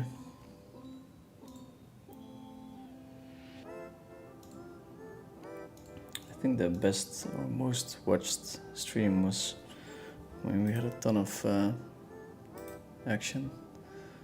High stakes cash, I guess that's still the most exciting for people to watch, especially if it doesn't show up too much.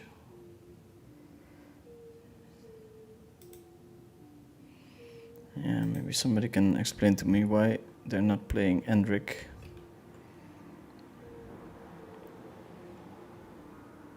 I really don't get it. 6.8K. Not too bad. Not too bad. Okay, we're waiting 51 seconds. I can't handle the tension anymore.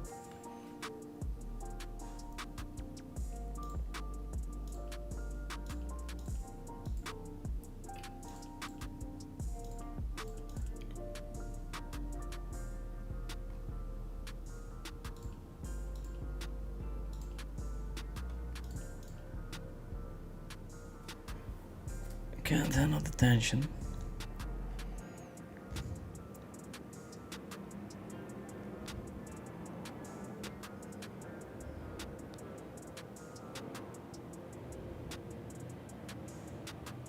Okay, I can. I'll be honest, I can.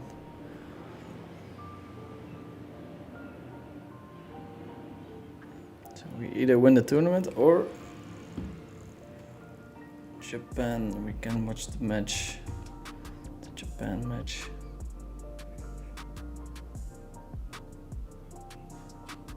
I was thinking about it. Okay, naturally we're gonna open this hand. We're not folding, so.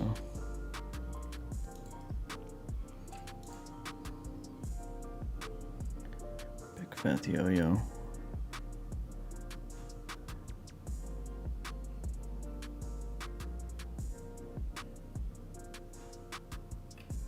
Ace, queen, queen, 9 double suited. He is thinking about it.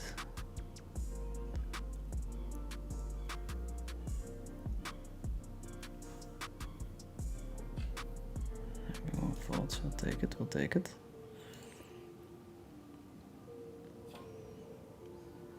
They're teasing me. Fold his hand.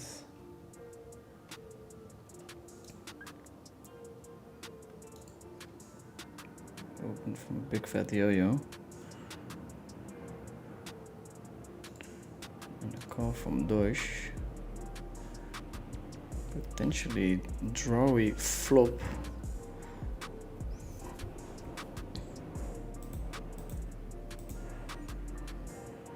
Just imagine a free double up to 6.4. Vinny, what are your thoughts on coin after all? Do you enjoy it more than, let's say, playing on ACR or GG?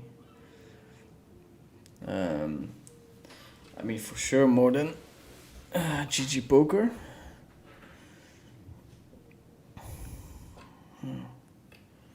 It's actually a defendable hand, short stacked.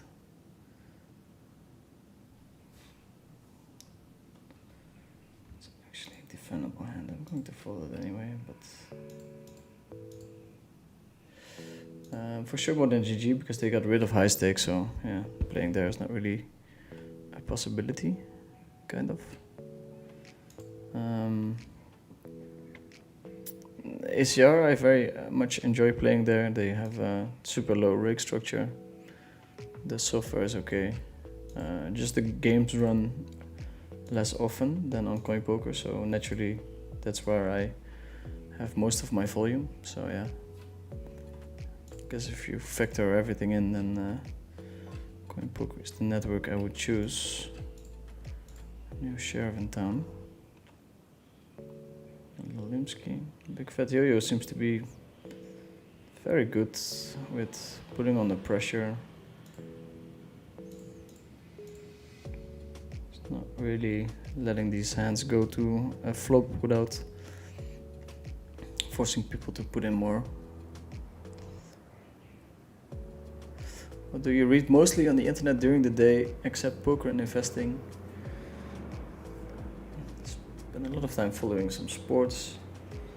I do watch a lot of YouTube videos on random subjects, not always the highest quality of content. Twitter can be nice and pretty toxic. That's it mostly. Bill 78 with the turn call and the river check. We are very much in this.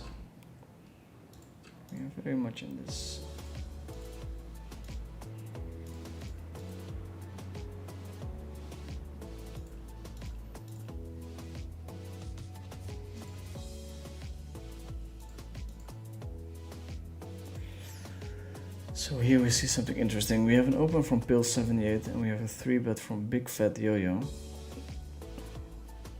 Fold from Pill. It's very clear that Big Fat Yo-Yo is asserting his dominance. This is extremely close. GPV, of course, it's a slam dunk. I do know that this guy is very active, which makes it nicer to fold, but yeah.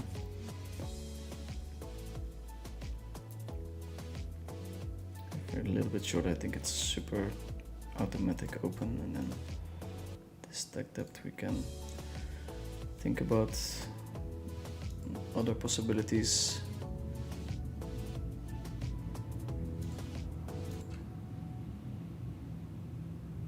We have an easy fold here in the big blind.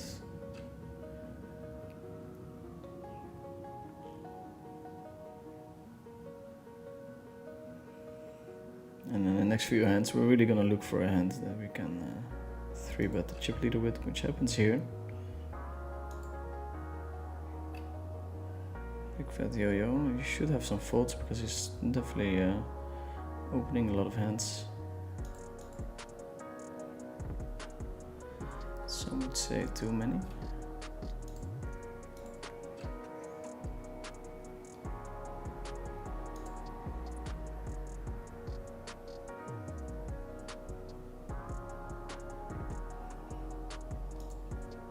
Does fold one hand now. So maybe he's aware of the fact that we're onto him.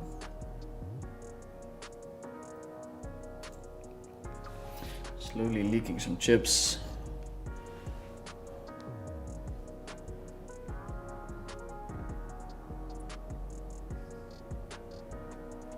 Slowly leaking some chips. Let's see how the Netherlands is doing.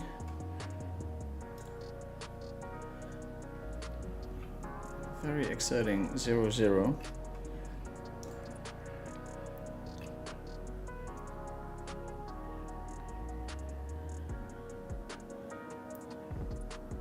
Four players left. Oh wow, I missed the bust out.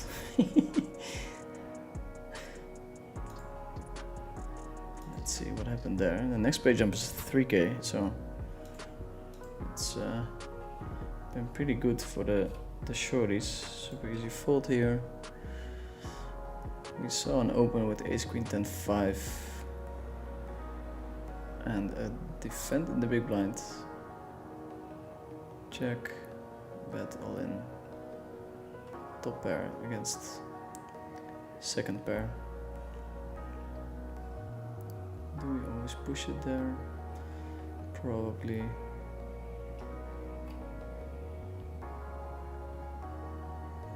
Maybe even lead with the ace king 7-7. Don't know. Maybe not. Okay. Third place is in sight. Why do sides not like high stakes now? Don't they make more money from higher stakes games? No, what happens is players, they sit down at the high stakes table and they lose it at too high of a rate, and the poker side does not always rake enough, or that's their opinion, compared to what they would rake at lower tables where the casuals would play longer, or at casino games. So I think that's the reason why they dislike high stakes. You have this very famous example of somebody winning a fuck ton of money on the slots on party poker back in the day, and then losing all of it to, I believe it was Sami Kilipuro. Of course, that's an incredibly painful moment for the operator, where they basically lose out on 1.6 million because that poker pro is not gonna pour that back into the network. We're gonna check fold here with the king 8-5-5. Maybe take a bit longer with the timing, I don't know. Pretty nice hand to defend. It's like has some qualities that make it a pretty easy stack off. Okay. This looks like us, ace king 9-5. And a limp. That's very interesting.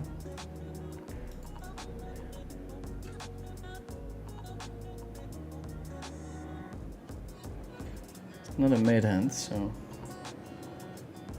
there's a few, not many flops that we cannot stack off on. This is definitely not one of them. Top 2 pair. Top 2 pair and a dream. Could he call something that he's doing very badly with? Not really. It's always a hand like this. 3 on the turn. Yeah. Vamanoso! Little ladder. Wow, we're hitting rivers today. We're really hitting rivers today.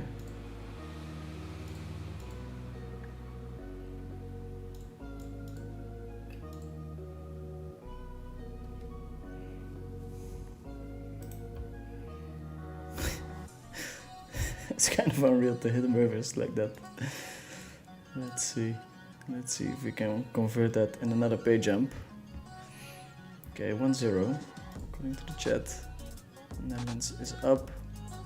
Virgil made a goal, so I have to imagine that that was a corner kick or something. The poker sites don't want high stakes cash or high stakes entities or both, and why? I think I just did a pretty okay job explaining that. It's 4 left now.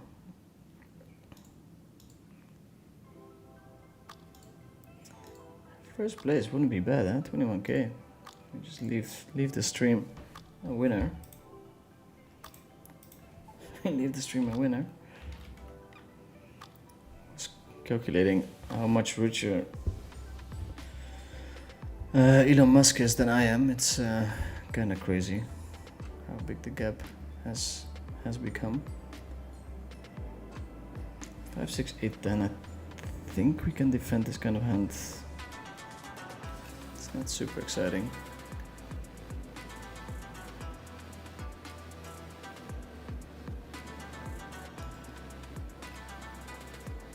Okay, that's a pair and open-ender. Gonna push it in ourselves and hopefully force a fold. Big Fat Yo-Yo does have to open, I mean, basically any hand. Dogecoin cannot really play back. I can defend, okay range. Okay, ladies and gentlemen, wish me good luck. Oof, that's a rough hand to be all in against. That's me. That's a split pot. I mean, I'm not going to complain. I'm definitely not going to complain, and this hand is for sure a 3-bet.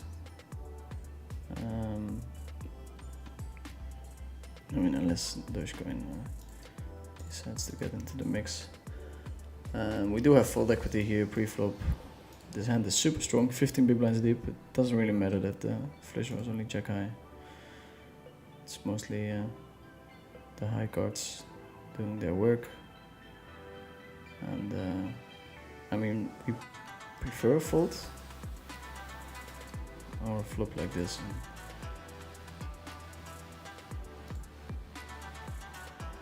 Going to the moon.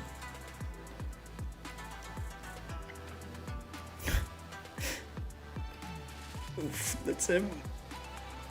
No. How do we lose that one? Oh. He did make the right call actually. So yeah, we lose that one, but yeah, of course we're playing these tournaments for fun. Thanks everyone for tuning in. I'm gonna hop on my scooter and go to a little watch party. See you guys next week. Ciao, ciao.